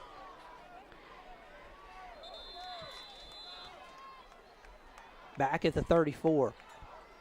Saint formation. Saints aren't really changing anything here. Hudson Ball takes the snap. Hudson's going to plow forward. He's got some room to the 30 and rolls his way to the 29. Hudson gets a handful there. It's going to bring up 3rd down and 10 for the Saints at the 30-yard line of Greenwood. Ball comes out. Bodenstein and Mason will be in the backfield on this 3rd and 10. Slaughter and Beach will be wide to the left. Saints with a tight end right. Greenwood struggling to get lined up. They don't jump, though. Shiloh looks to the sidelines to get the play call. Play clock's at 12. Plenty of time left. 5:43 to go as we go under the halfway mark of the 3rd quarter.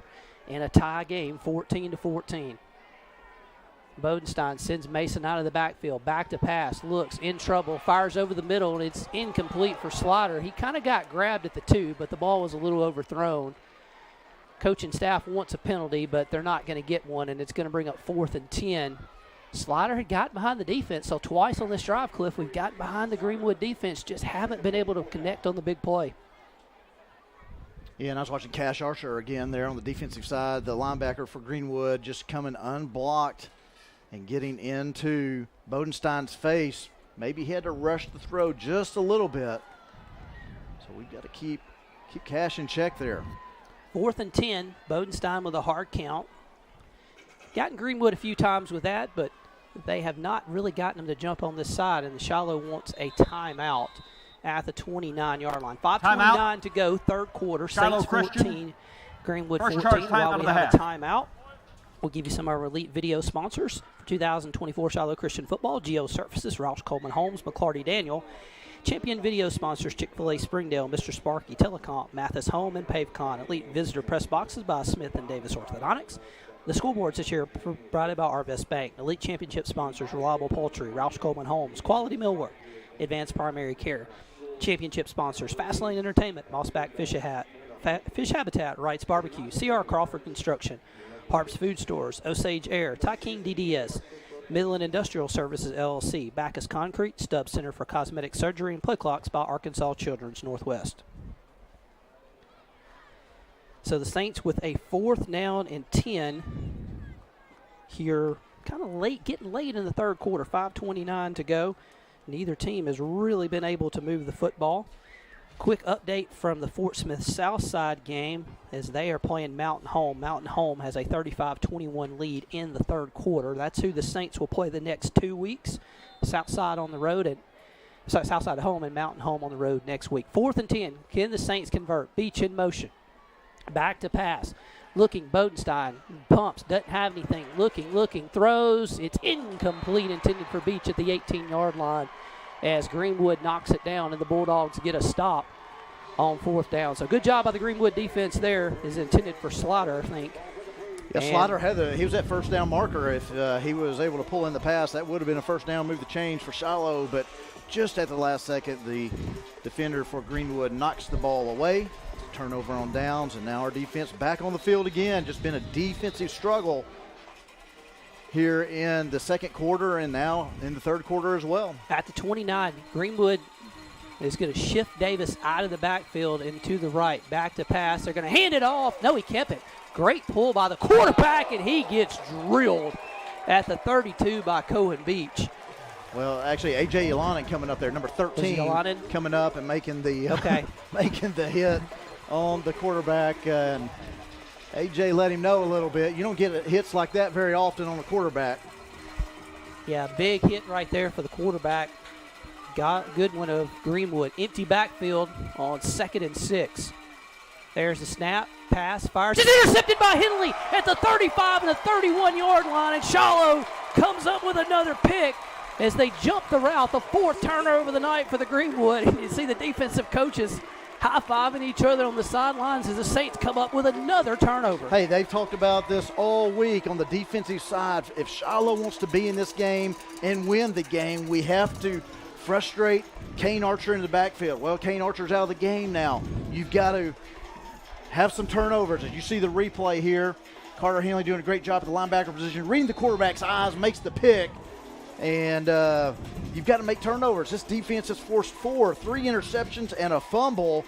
They've got great field position here at the Greenwood 31-yard line. We've got to get it in the end zone this drive and get the lead. Yeah, Saints got it. Saints got to score right here at the 31 of Greenwood. We have spent the half on the Greenwood side of the field. Got to punch it in. Handoff, bouncing off is Griffin Mason. Good hard run for Griff.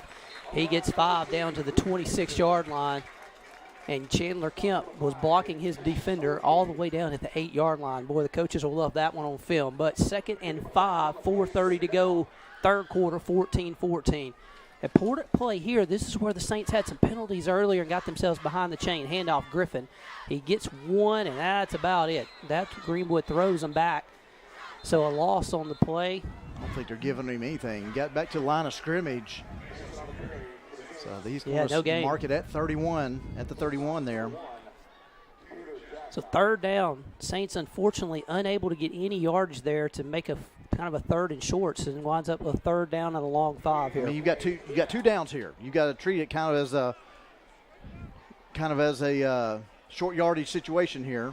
Power formation for Griffin. He's going to roll right. He gets a great block. Griffin to the 20. Oh, he almost broke it. Touchdown saving tackle by Greenwood as Griffin is down to the 16-yard line. Number 31, Zach Zittman, made the stop for Greenwood, and if he doesn't make that tackle, Griffin's in the blue and white end zone. But it is a 1st down for the Saints at the 18. Snap, another Wildcat. Griffin plows forward to the 16 maybe. Well, they'll say his knee went down at about the 17, but either way, good pickup on 1st down. So 3:25 to go, clock rolling. Griffin gets 5 on that carry. 2nd down and 5 for the Saints. They'll go Hudson Ball in as Shiloh is just going to go power formation Wildcat over and over right now against this Greenwood defense. Let's see who can hold up. Handoff and Ball to the 10, stays on his feet, and he's knocked out of bounds at around. We'll see where exactly they mark him out. Think about the 8. They're going to give him to the 8. It's going to be 3rd down and about a half a yard for the Saints to get the 1st down. So in a way, you're not all that disappointed not to get the 1st down. It gives you 3rd and short, which gives you more opportunities to, instead of having 1st and goal longer. On the left side Ball, he bounces outside, and he's taken down in the open field at the 8. He's going to lose a yard as there's a big scrum in the middle of the field. Well, Hudson tried to bounce that outside, and Greenwood made a tremendous open field tackle. It's going to be a loss of about a yard and a half. It's going to bring up 4th and 2 for Shiloh.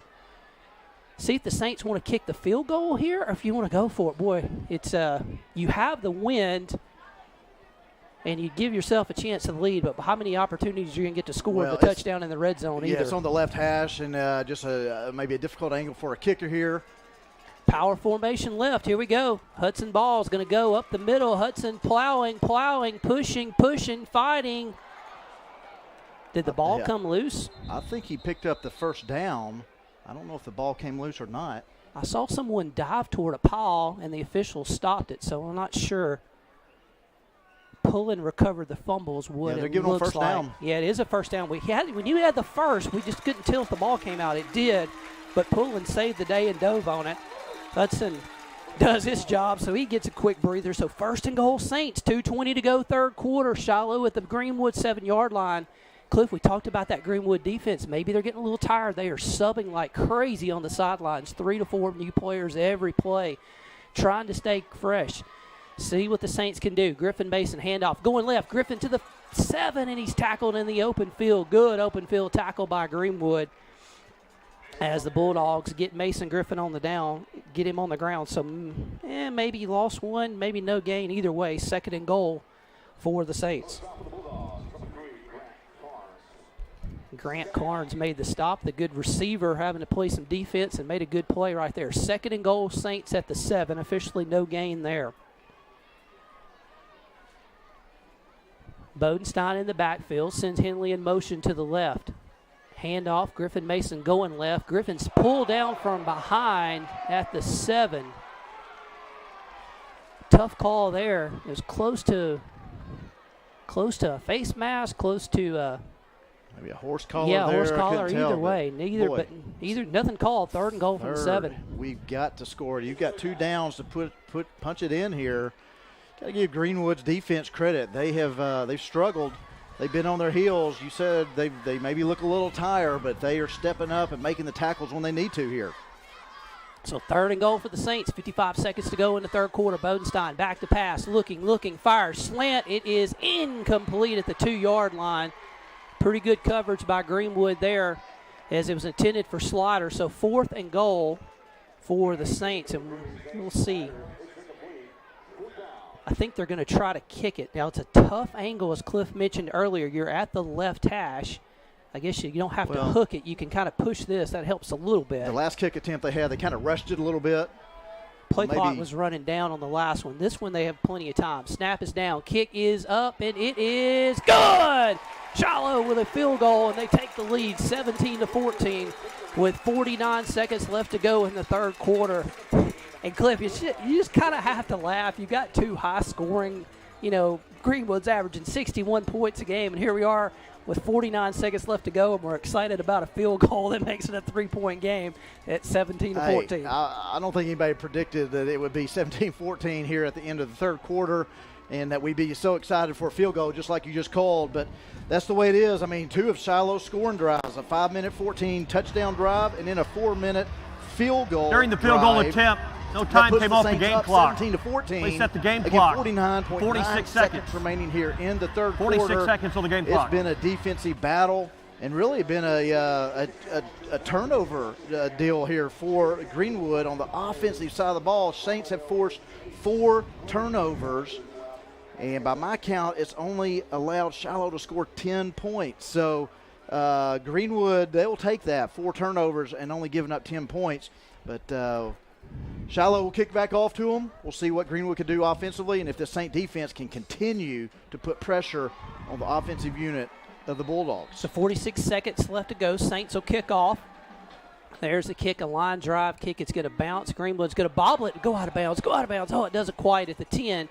15, up the field, 20. He's got some room. 25, 30, breaks the tackle and tiptoeing the sidelines and out of bounds at the 42-yard line. So Greenwood, number 33, Hudson Meager, kind of got loose there on the kickoff returning after bobbling the ball. So instead of being pinned inside their 20, Greenwood's going to get good field position. Now, I think they say he stepped out at the 35. He was kind of tiptoeing the sideline, so officially the 35 is where they mark it. 34 seconds left to go. Be interesting with Greenwood. They only have to run one more play in the 3rd quarter before they get the wind at their back for the 4th quarter. So let's see what they do. Here's a run play. They're going to hand it at the middle. He's got some room to the 45 and up to the 46-yard line. So running back right there, Raggio's able to get in a hurry. Greenwood gets up to the line of scrimmage. Saints trying to get settled. 25 seconds to go. Handoff, Raggio, and he breaks another tackle, and he gets drilled by Yolanen at midfield. So AJ's had a couple big hits on the running back, Raggio, who gets up very slowly after that hit. Gain of 4, 2nd down for Greenwood. 10 seconds to go in the 3rd quarter. Greenwood trying to go as much tempo as they can in this game, trailing 17-14. There's the snap, play action. Quarterback in trouble is going to run to the midfield to the 45, and he runs out of bounds about a yard short. He might have got the 1st down. They gave him a spot to the 44, I think. Yep, they will. They'll give him a 1st down. But that is the end of the 3rd quarter. End of the 3rd quarter. So we have played 3 quarters at Champion Stadium, and it has been the slugfest that no one thought was coming. But what a great job by both teams as it's 17-14 Saints lead. And so, Cliff, this game you thought come in lots of points. It very well could be 48-45. Now you're kind of both teams with the backup quarterback. Both teams having to just try to grind it out a little bit. it may come down to who doesn't make turnovers in the fourth quarter. Yeah, this critical fourth quarter, and you can kind of see the sense of urgency on Greenwood's side, the offensive side of the ball here. Just those couple of plays, you see they've got some tempo, they've got some enthusiasm, and they are they're wanting to kind of do what Shiloh has done, and that's just go right at the defense of Shiloh. Shiloh's offense has gone right at Greenwood. They're not intimidated at all.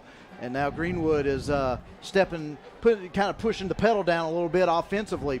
We need to continue to put pressure on the quarterback, make him feel the pressure, hear the footsteps, feel a little unsettled in the pocket, force him out of the pocket, maybe force him into a bad throw, and then we cannot get beat deep.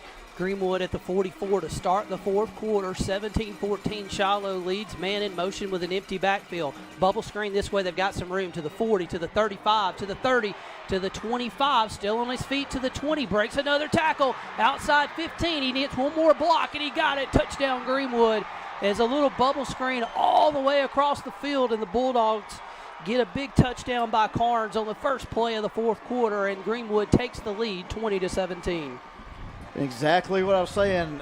Don't give up anything deep. Don't give up anything big. Well, it wasn't anything deep, but it might as well have been, because Greenwood did a great job of setting up a play. They've shown it the whole game, and we've defended it pretty well. But on that particular play, we were just out of position a little bit, and that bubble screen with blockers in front and then cutting it back to the middle of the field was very successful for Greenwood, and just like that, they take the lead after Shiloh really dominating the second quarter, dominating the third quarter, but one big play puts Greenwood back up. Greenwood with a 21-17 lead as they get the touchdown pass to start the fourth quarter. So Greenwood makes a big play. We'll see if the St. offense can respond, as they've kind of had to grind it out through most of this game to go through. And yeah, Cliff, but you talk about the defense, really have done a great job all night. That's the first time all night, though, that the bubble screen has really hurt us as they break a couple tackles. So Greenwood will kick it off with the lead now as they've wrestled it back. 21-17, 11:45 to go in this football game. Greenwood will have the wind at their back, so let's see if they try to kick this one through the end zone and prevent any type of return. It's a high kick, pretty short. Saints going to run up and take it at the 15, to the 20, to the 25, and hit hard at the 27 and taken down there on the return or as Shiloh. So 1st and 10 from the 27 as the Saints' Brody Francis looked like he was returning that kick, giving Brody kind of giving Griffin Mason just one play off. And sometimes that can help at this point of the game, as you've had such a physical football game. So 1st and 10 Saints right in the middle of the field as we get ready to start their first drive of the fourth quarter. Greenwood scored on their first drive of the fourth quarter to take the lead, 21-17. Carnes and Kemp to the left of Griffin Mason on the right. Let's see what Greenwood elects to do on defense on first down. They've got Archer lined up to the right. They're going to shift Henley this way. Handoff Griffin coming this way. Archer gets off his block, and he's going to be taken down at the 30-yard line. Yeah, one of the Saint offensive linemen loses his helmet blocking down. So we've seen that enough tonight to know that it's probably not a coincidence they keep coming off. So 2nd and 9 for Shiloh with 11:25 to go in the third quarter. Kemp and will be split out with Slaughter to the right. There's a snap. Griffin Mason coming left. Griffin's going to cut it up and just gets what he can to the 35. It's going to bring up a manageable, though, 3rd and 3. Good run for Griff there. So it takes 3rd and 9 to 3rd and 3 as he gets 6 yards. So 3rd down.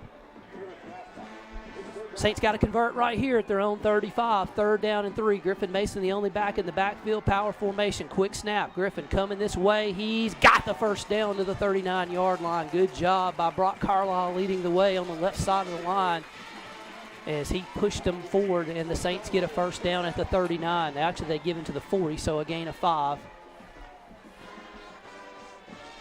Shiloh with a little bit of tempo, just kind of staying in the same formation right here with Griffin Mason in the backfield. There's a snap, handed off Griffin up the middle, breaks it outside. Griffin's got a hold of 45, and he's caught and taken down at the 46. Boy, he was one step away from a touchdown there, but a good open field tackle by Greenwood at the 46. You know, we just haven't seen a whole lot of missed tackles by Greenwood tonight. They're very fundamentally sound, coached well. We knew that coming into the game, but we're seeing it before our very eyes here. When they have an opportunity to make a tackle, they make it, and doing a great job. At the 46-yard line, first down for the Saints. There's the snap, going to hand it off up the middle, and across midfield is Griffin Mason, to the 49-yard line. So Saints move the chains. Griffin got hit right on the knee, and I think he's still down on that one. So looked like he just kind of got hit right on the knee as he kind of tried to hurdle that man. I think Griffin's going to be okay, but obviously it's had a lot of carries tonight, Cliff. So, yeah, 34 carries for 145 yards. Again, came into this game tonight averaging right around 200 yards per game. And he has carried the ball a lot this season, been the workhorse. We've seen it tonight, not just from the running back position, but also from the Wildcat. And I feel like every game he gets dinged up a little bit. He goes, takes a little breather, gets on a knee. Sean Huddleston, our trainer, talks to him, gives him a little pep talk that Sean does for a lot of players, and then he's right back in the game. So at the 49 of Greenwood, it is a first down. Eldridge will be in the backfield. Saints have got one-on-one coverage with Beach out to the left if they want to take advantage of it, as Greenwood's got 9 guys within 7 yards of the line of scrimmage. Handoff Eldridge up the middle. He gets hit after a gain of maybe 1, and then he's thrown backwards. So second down and 9. Saints couldn't get much on the run there to go through.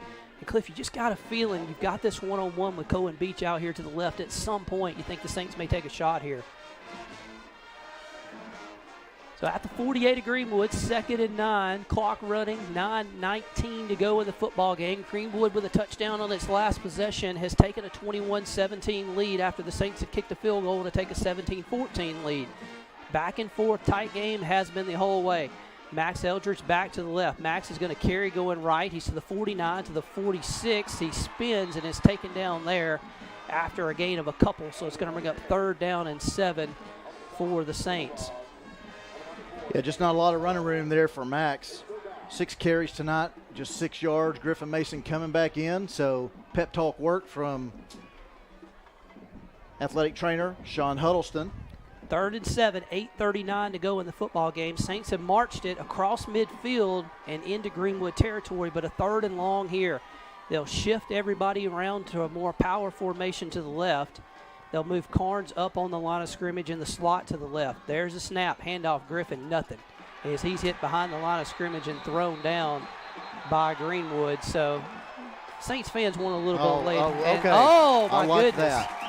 Big number 94 came up after making the tackle on Griffin and showed him his biceps a little bit. Right in front of 2 officials, just not smart at all. So you see 94 going off the field. That's going to be unsportsmanlike. That's going to give Shiloh a first down. It should. He has got 2 coaches who one has one ear on the left, the other has the ear on the right. I mean, it is. Just a game, a first down. It's 4th and 11. You hate to call out a kid. But following the play, unsportsmanlike conduct, taunting, number 94 of the defense. Huge penalty for That's number 94's first unsportsmanlike of the ball game. That's a 15-yard penalty, results in a first down. You just get up and go play the next play, and he just, just got excited. I know they're excited out there, but, boy, it cost his team a stop there. Now you got to make them pay. At the 32, Greenwood gives you a Christmas present in September.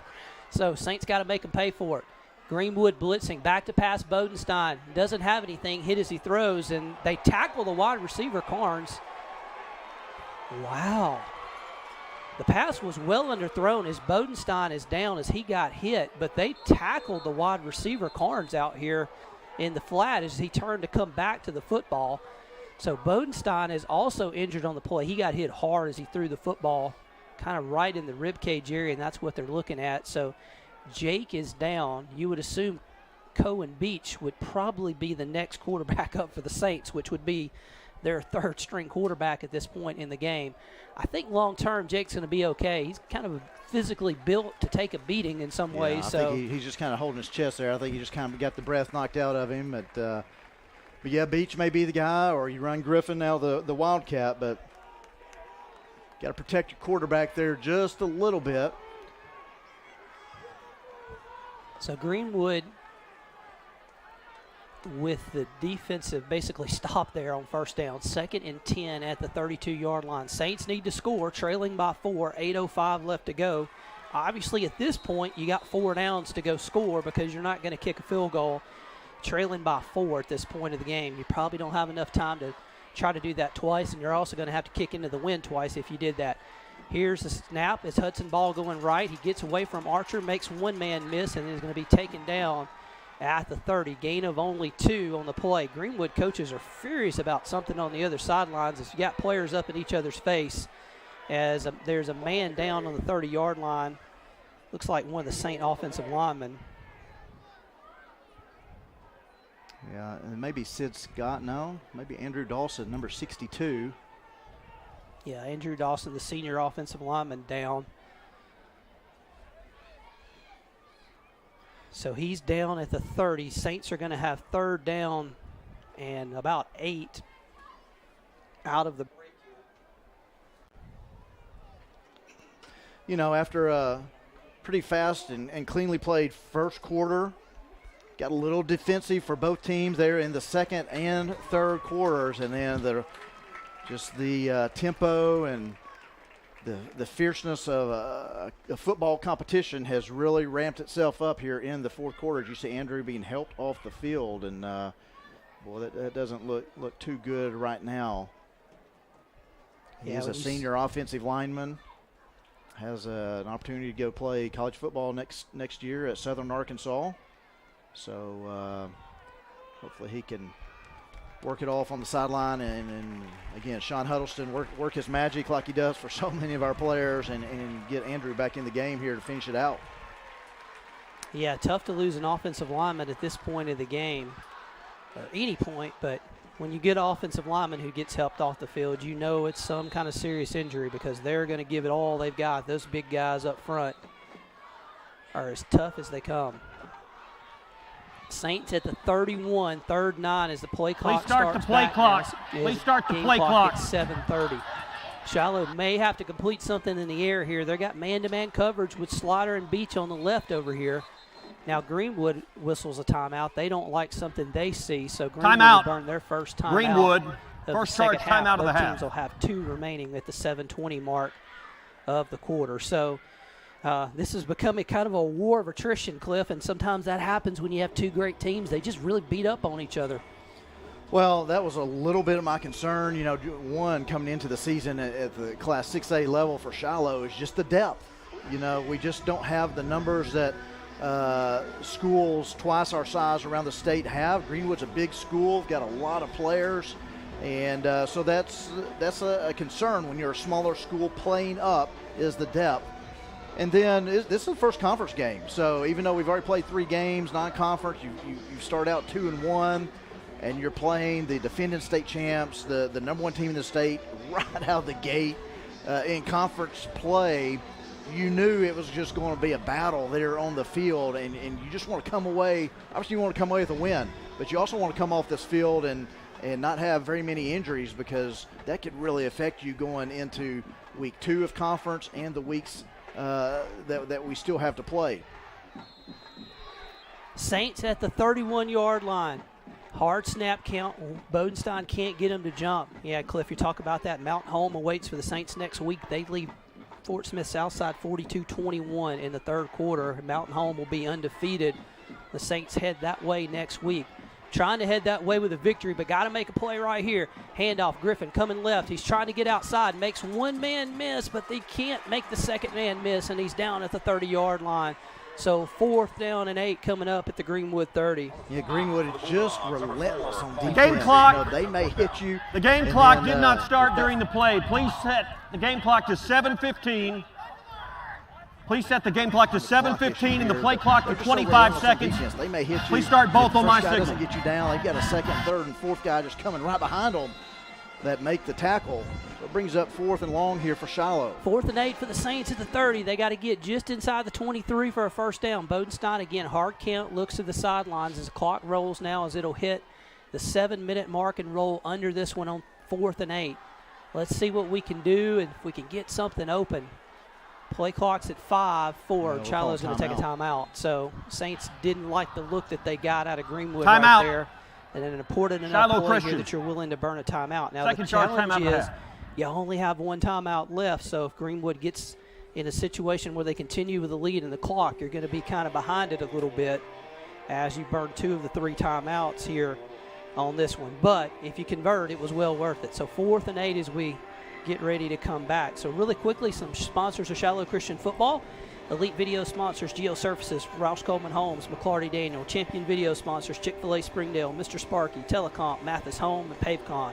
Elite Visitor Press Box, Smith & Davis Orthodontics. Arvest Scoreboard is Arvest this year. Elite Championship sponsors Reliable Poultry, Roush Coleman Homes, Quality Millwork, and Advanced Primary Care.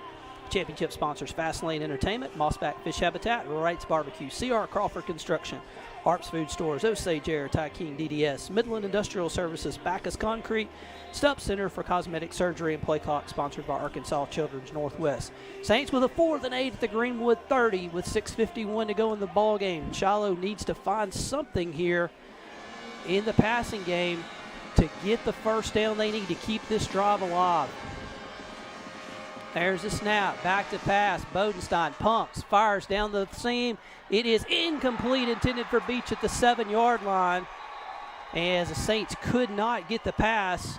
Is there a flag down? I thought the official, okay, maybe he just was picking up a towel off the ground. So incomplete, Greenwood takes over on downs at the 31-yard line. So 1st and 10 for Greenwood as they'll take over the 30. So Saint defense going to have to get a stop and get the football back as Shiloh trails by 4 with 6:46 left to go. And give the Greenwood defense credit, Cliff. They stiffened when they needed to right there. Well, they really did. And, again, they're just so good. And you may have them for a quarter. You may have them for 2 quarters. But here in the 4th quarter, they have really turned up the noise on both sides of the ball. And I don't think they want to just run out the clock here and get away with a 4-point win. I think they're going to try to punch it in for another score and put this game going away. 21-17. Saints got to get a stop somehow, some way right here.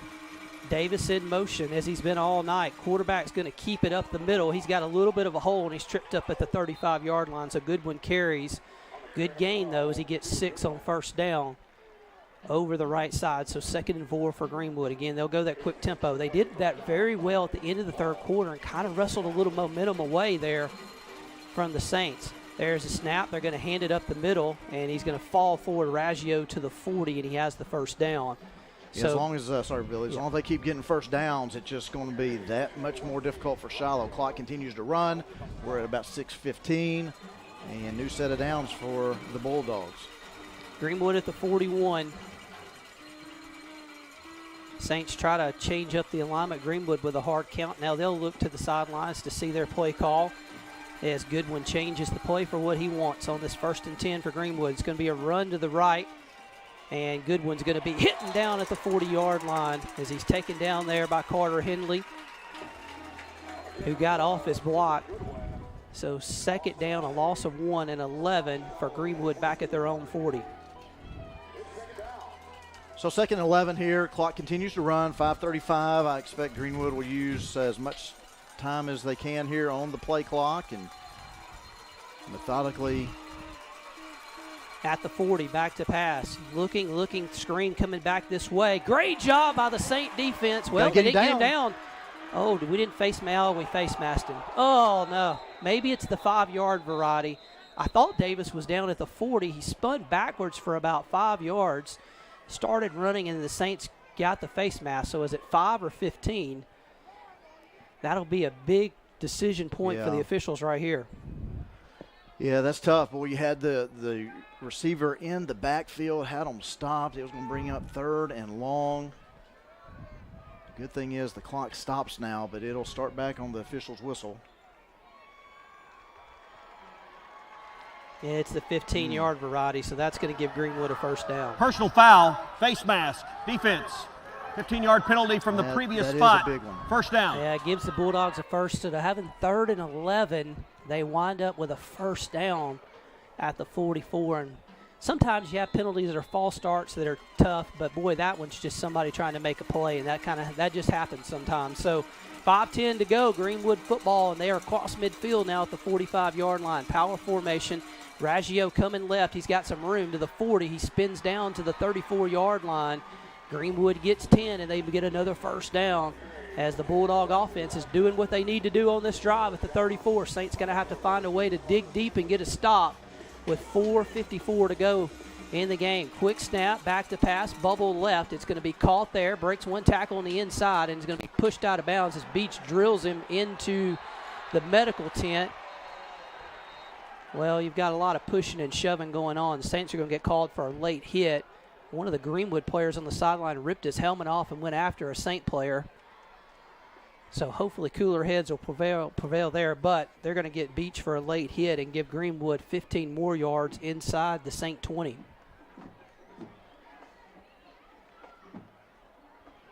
Yeah, again, the adrenaline is flowing on both sides here. You've had a great high school football game. Now, that doesn't mean that it's been without penalty or without turnover, but you've had two great teams going hard at each other. And Greenwood's lost their quarterback. Shiloh came in with their backup quarterback. So injuries happening on both sides, and you just got to know where the out of bounds is. I mean, it's clearly marked there, but again, sometimes the adrenaline is going, and you just can't stop. I get it, but that's a tough one. Probably going against Shiloh unless there was something done from Greenwood and it's possibly offsetting. One thing to note, Cliff, the official who's on the 29-yard line has his hat off, which means he recognized 2 penalties. So we'll see. Well, one thing about this officiating crew tonight, they have been very methodical in when they've thrown the flag and as they have talked it out, which I appreciate, just to make sure they know it's a big game. They know it's the conference opener, and you want to make the right call here. I think we may get offsetting looking at the official because he said mark it off and then mark it back off. So the player on the Greenwood sideline may have cost We have 2 fouls on the play, one by both teams. During the play, holding number 2 of the offense. 10-yard penalty from the spot of the foul. After the play, dead ball, personal foul, late hit out of bounds, number 2 of the defense. Both fouls will be enforced. First down. Okay, so Greenwood's going to get a first down, but they won't be inside the 20 because they were also called for a hold. Well, so what hurts there is they get the first down. Yeah, it's tough.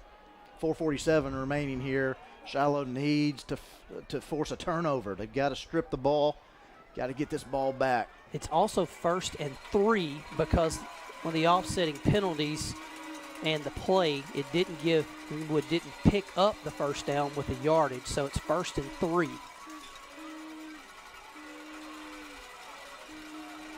I'd be shocked if Raggio, the running back, doesn't get a carry here. That's what it is. He's coming outside. He breaks one tackle. He breaks another one and is down to the 23. That's enough for the first down. So, and there is a late flag, and they may get Greenwood for a late hit. Possibly there's a Saint down.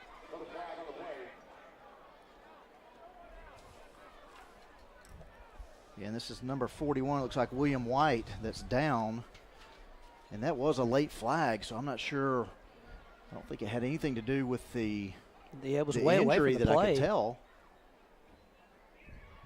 Maybe a backside hold of some sort from usually when the official picks the flag up and puts it down in a spot, that's typically a sign it's against the offense, but we'll see. So William is up and walking off under his own power. That's good to see. William is a sophomore defensive lineman, 6 foot 204. So we'll see what the call is here. Penalty was at the 25. It was a gain of about a yard on the play.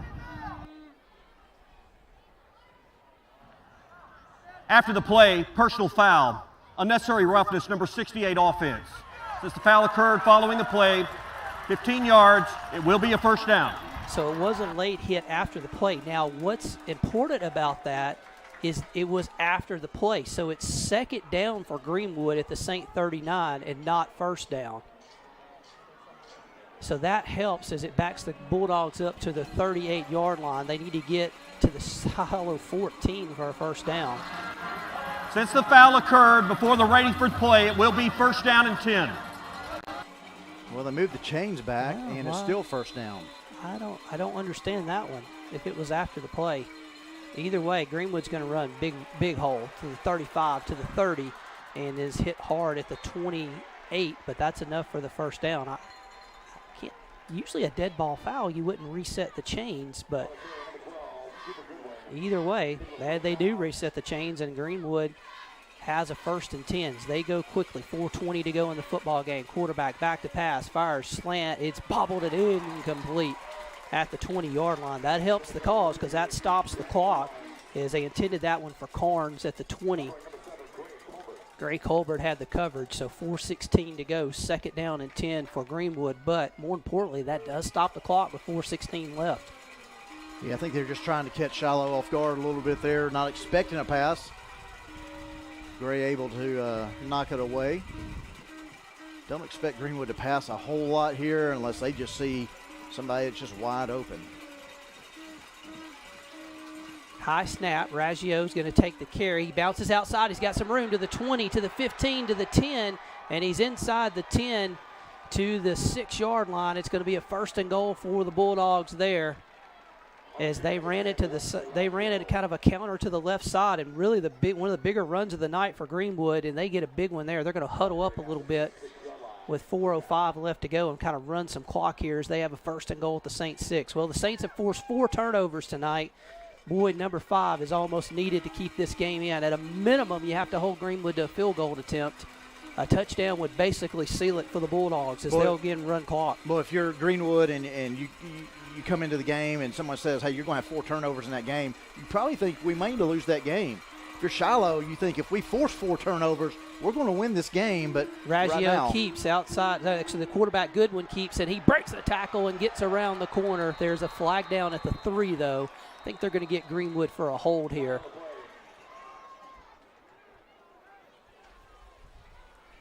Yeah, that's got to be a hold, and that'll back Greenwood up. And again, just time's not on Shiloh's side. 3:32 Holding, remaining. Number 13 offense.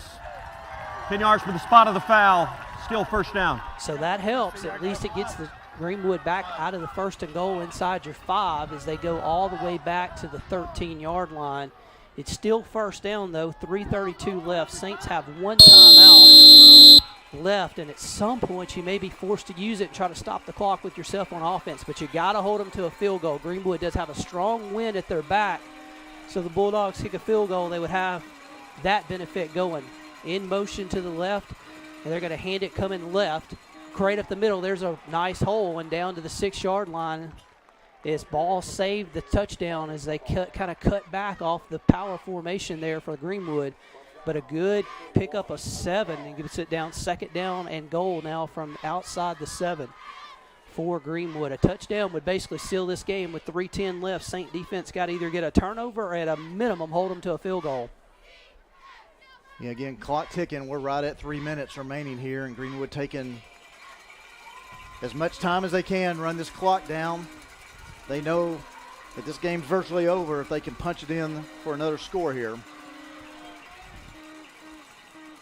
Bland in motion. There's a handoff going left and in for the touchdown, I believe. Yep, touchdown Greenwood as they power in on the left side. The offensive line does their job, and the Bulldogs score with 2:44 left, and they go up 10, 27-17. So extra point coming for Greenwood as they take a 2-score lead with 2:44 left to this game, and that might have been the blow that knocked out the Saints for the final time tonight.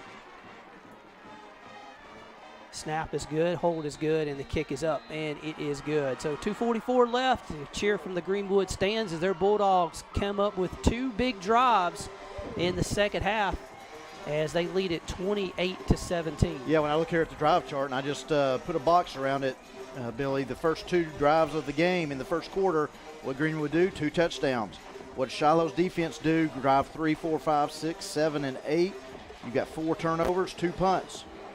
Shiloh's getting back in the game, but the drives that matter, the fourth quarter, what did Greenwood do? What do all good teams do? They finished the game strong. Greenwood finishing the game here, it looks like, with 2 touchdowns, and Shiloh not being able to answer that. They answered with a field goal and a turnover on downs, and now we're down 11 here with just a little bit of time left here in our conference opener. It's not all doom and gloom, even if we don't come out the loss here. I think you've seen, and I think Greenwood's seen, hey, Shiloh's for real. They may be in 6A, but they're for real. Kickoff by Greenwood. This is the best kick of the night. It's going to go into the end zone about 3 yards deep for a touchback, so the Saints will start at the 20. So a good kick by Meeker there to kick it off. Shiloh at the 20, 2:44 left, 1 timeout, and 28-17. Also in a situation here where the running game's pretty much out of play, is you're going to have to throw it as much as possible and get it down, push it down the field a little bit if you can get something. So 28-17, Greenwood with the lead. So 1st and 10 at the 20 for Jake Bodenstein. Let's see if Bodenstein's got some magic in his arm to make a big play. Saints need a touchdown and need it in a hurry here with 2:44 left. Kemp is wide to the left. Now Greenwood's got 2 safeties over the top. Rolling right, Bodenstein looking, fires out in the flat, intended for Griffin Mason, incomplete as Jake gets drilled back at the 9-yard lines. He tries to throw that one, so incomplete. Bodenstein kind of getting up wobbly, left the game earlier, taking a big hit, and he'll stay there. So 2:39 left, 2nd down for Shiloh at their own 20. Yeah, Bodenstein 0 for 7 in his last pass attempts, and I don't really think that that's on Jake per se. Greenwood has just been in his face here in the second half. So Greenwood's going to burn a timeout. They didn't like their defensive formation. They were trying to get something set. Timeout. So timeout Greenwood with Greenwood, 2:39 left to go in the second football charge, game. timeout of the half. Cliff's got some scores up there. We'll just kind of read those from around 6A. Well, I'm not sure if these are updated or not. I was checking out that Mountain Home Fort Smith Southside score. You had mentioned it earlier. You had it pulled up. Yeah, it's 42-21, the last score we saw. That's Mountain Home, right? Yeah, Mountain Okay. Home, which is where the Saints will go next week. And so, Cliff, one thing you talk about 6A, we haven't played Mountain Home and Lake Hamilton, some schools, and so you get a long bus trip to Mountain Home, basically 2.5 hours next week. It is going to be a grind from a practice perspective because you got to wash this one and you got to go win that one next week because that's a huge game. Because as you mentioned earlier last week, the top 2 teams in the West, the top 2 teams in the East get a bye, and that's ultimately what you want to get in the playoffs. Then you get a home playoff game after that. Yeah, absolutely. I mean, this game it's not all doom and gloom if we don't pull this game out here. It's been a great game between 2 teams, and one of them, it looks like Greenwood's going to move to 1-0, and they're expected to be that. They're number 1 in the state, defending state champs, and a really great program. We saw them on the field tonight, both sides of the ball, good team. But, yeah, next week would be huge because you cannot start out 0-2. Back to pass, Bodenstein. Steps up in the pocket, going to throw it over here. It's caught by Kemp, the 35. Chandler's taken down at the 37. That'll stop the clock with a 1st down with 2:33 left to go. 28-17. Saints will run up quickly to the line of scrimmage and try to get set. Trips to the right. Bodenstein. Well, he's okay. Bodenstein rolls right. Tried to get the snap a little quicker, couldn't. There's a pass over the middle. Good catch by Griffin Mason as Griff goes up and high points it, and he gets the 1st down at the 47. Griffin is down. He kind of landed on his hip a little awkwardly there to go through. Heck of a catch by Griffins. He went up and got that one, but he'll come down. One of those, he may have just got the wind knocked out of him. He fell hard, kind of couldn't really protect himself going to the ground as he made that catch. So 2:18 left, and Griffin down with the Saints with the 1st down at the 47.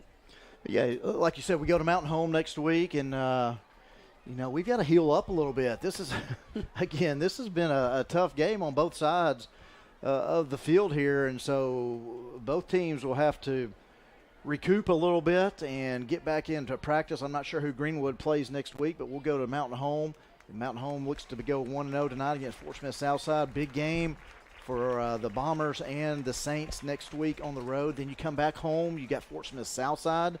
They drop down from 7A. You know they're going to have numbers. You know they're going to have size, and they're a good team. So every week, like you were saying, every week, it's going to be a battle. It's going to be a grind from here on out. At the 47, it's a first down. Griffin Mason looks like he's okay. He really couldn't protect himself on that fall and a really good catch. He's standing up on the sideline. I think he's going to be okay. Henley's going to motion this way. Bodenstein's going to roll this way. Back to pass. Looking, fires out route. Caught and out of bounds at the 41 by Kemp. That stops the clock and moves the chains with the first down. So Saints keep moving, keep hope alive. 2:09 left to go. Down 28-17. Saints have one timeout, so if they are able to score, it's going to be onside kick time. You can't kick it to Greenwood. Trips to the right. Back to pass. Jake screen to the left. Caught by Henley at the 40. Breaks a tackle, 35, and he's pulled down from behind at the 33. Boy, he was one more tackle away from being in the open field, but at the 33. Saints get a good gain, but they don't stop the clock because they don't get the first down. So gain of 8 by Henley with the screen. 2nd and 2. Bodenstein gets him up quickly to the line.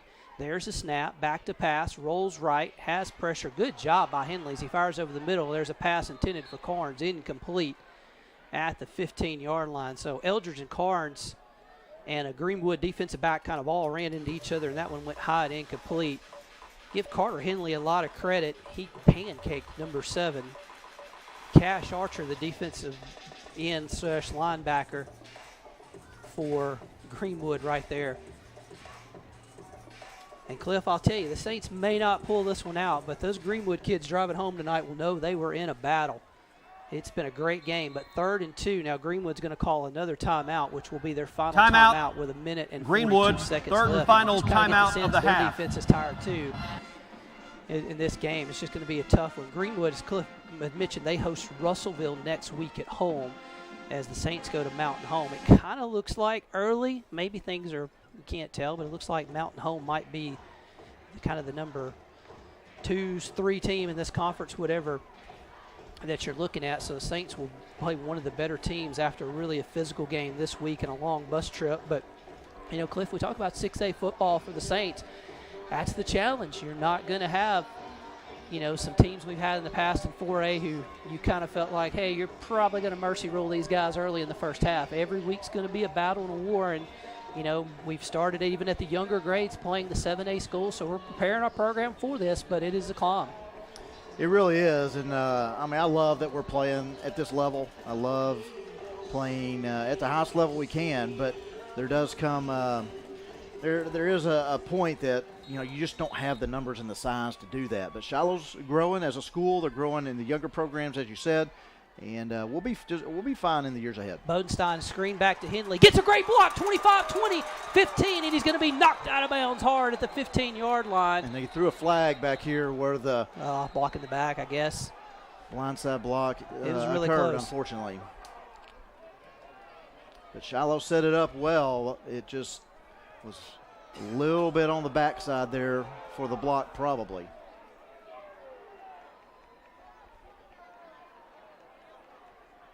Officials talking about it again. I mean, if that's the call, make the call and let's go. But there may be a question about, you know, did another official see, you know, that it was truly on the side, that it wasn't from the backside? Sometimes you see these flags on calls like this picked up. That would benefit Shiloh if that's the case. Officials standing down at the 15 where Carter Henley was knocked out of bounds.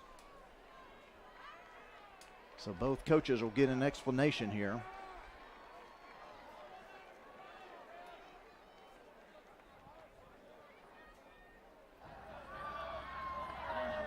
Personal foul, illegal blindside block on the offense. 15-yard penalty on the spot of the foul. Still 3rd down. So it is a blindside block, which I'd is like 15 to see yards. that again. Man, I'm not close. sure if I agree with that, but that's the call that was made, and that'll back Shiloh up near midfield at the 47 of Greenwood now. It's a tough 3rd one. down, yeah. They were at the 15 if that play had stood. So 1:35 remaining here, and Shiloh's got they got to score quick and then get an hope for an onside kick. Yep. So your only opportunity, 28-17, but first you got two plays to get a lot of yardage here. Griffin Mason back in the game. Griff back to pass. Rolling this way, quick out. Griff's going to catch it at the 39. A little frustration there as the Greenwood receiver with a defender with a tackle out of bounds, but at the 38, this will be the last shot for the Saints. They need 7 on 4th and 7. The clock is stopped to the minute 31, so you can kind of get the best play call you've got right here with a minute 31. Saints got to get 7 yards or Greenwood can finish this one off.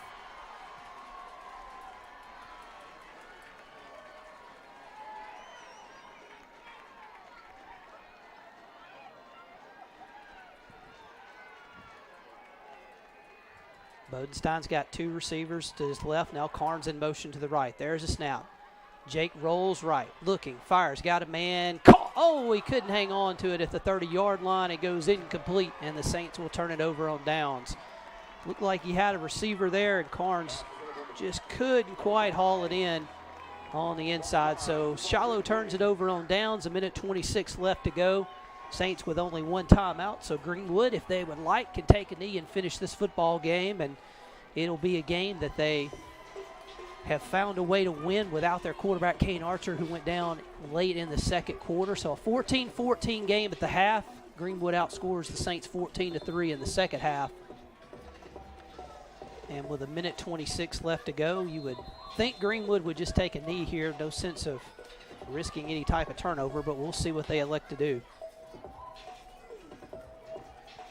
Yeah, and if they do finish this game off and just run the clock out, it'll, it's a tough one because at halftime you're tied 14-14. You come out there in the that's what the quarterback's going to do, just buying a little time, take a knee there. If you're Shiloh, you make a stop of Greenwood coming out of the half, and you feel like, man, we can get something going here. They've lost their quarterback, and you're feeling pretty good. You got some turnovers. You're feeling pretty good, but boy, when it really counted, you just saw Greenwood really muscle up offensively, defensively, and you see why they're ranked number 1. I mean, they are a very, very good team. They're good up front. I mean, all those bubble screens. Well, how many bubble screens? If I knew they were going to do it that much, I would have kept a tally of how many bubble screens they ran, but you've got 4 or 5 offensive linemen out there blocking after the screen is made and the pass is completed there, and those are just – that's their offense, and they execute it at a very high level. And got a big play when they needed one in late. So that puts the clock under 40 seconds. Greenwood doesn't have to snap it again. The 2 teams will meet at midfield, and Cliff, you kind of hope it's not the last time you see these guys this year, because if you do, it's probably for even a more important football game. Absolutely. I mean, I think that was probably talked about a little bit amongst our players that they absolutely wanted to have a game plan and win this game tonight and win at home, protect your home turf, and knock off the defending champs, number 1 team in the state. But I think our guys know that we want to see them again in Little Rock, and let's have a healthy squad. Both teams can say that. I'm sure they would want Kane Archer to play a full game against Shiloh. I know Shiloh would love to have their quarterback, Cole Creighton, and see what we could do there. But we'll see what happens over these next several weeks as we make a march towards Little Rock. And again, man, it was a hard-fought game between 2 really, really good teams, and that's evident in the score, and just an 11-point victory that, really wasn't signed, sealed, and delivered until about 3 minutes remaining here in this game. Yeah, Greenwood with a late touchdown as they outscored the Saints 14-3 in the second half. So Shiloh falls 28-17. They'll go to 2-2 overall, 0-1 in the 6A West, and then they will have a very important game next weekend as they head to Mountain Home, as the Bombers will go in undefeated, and really, unless they blow a big lead at Southside, so they'll be 4-0 coming in. So Saints will have their work cut out for them. But for Brian Dunaway and his great crew and Cliff Anderson, we thank you for joining us, and we will see you next Friday night for Mountain Home. Final score, Greenwood 28, Shiloh 17. Good night, everybody.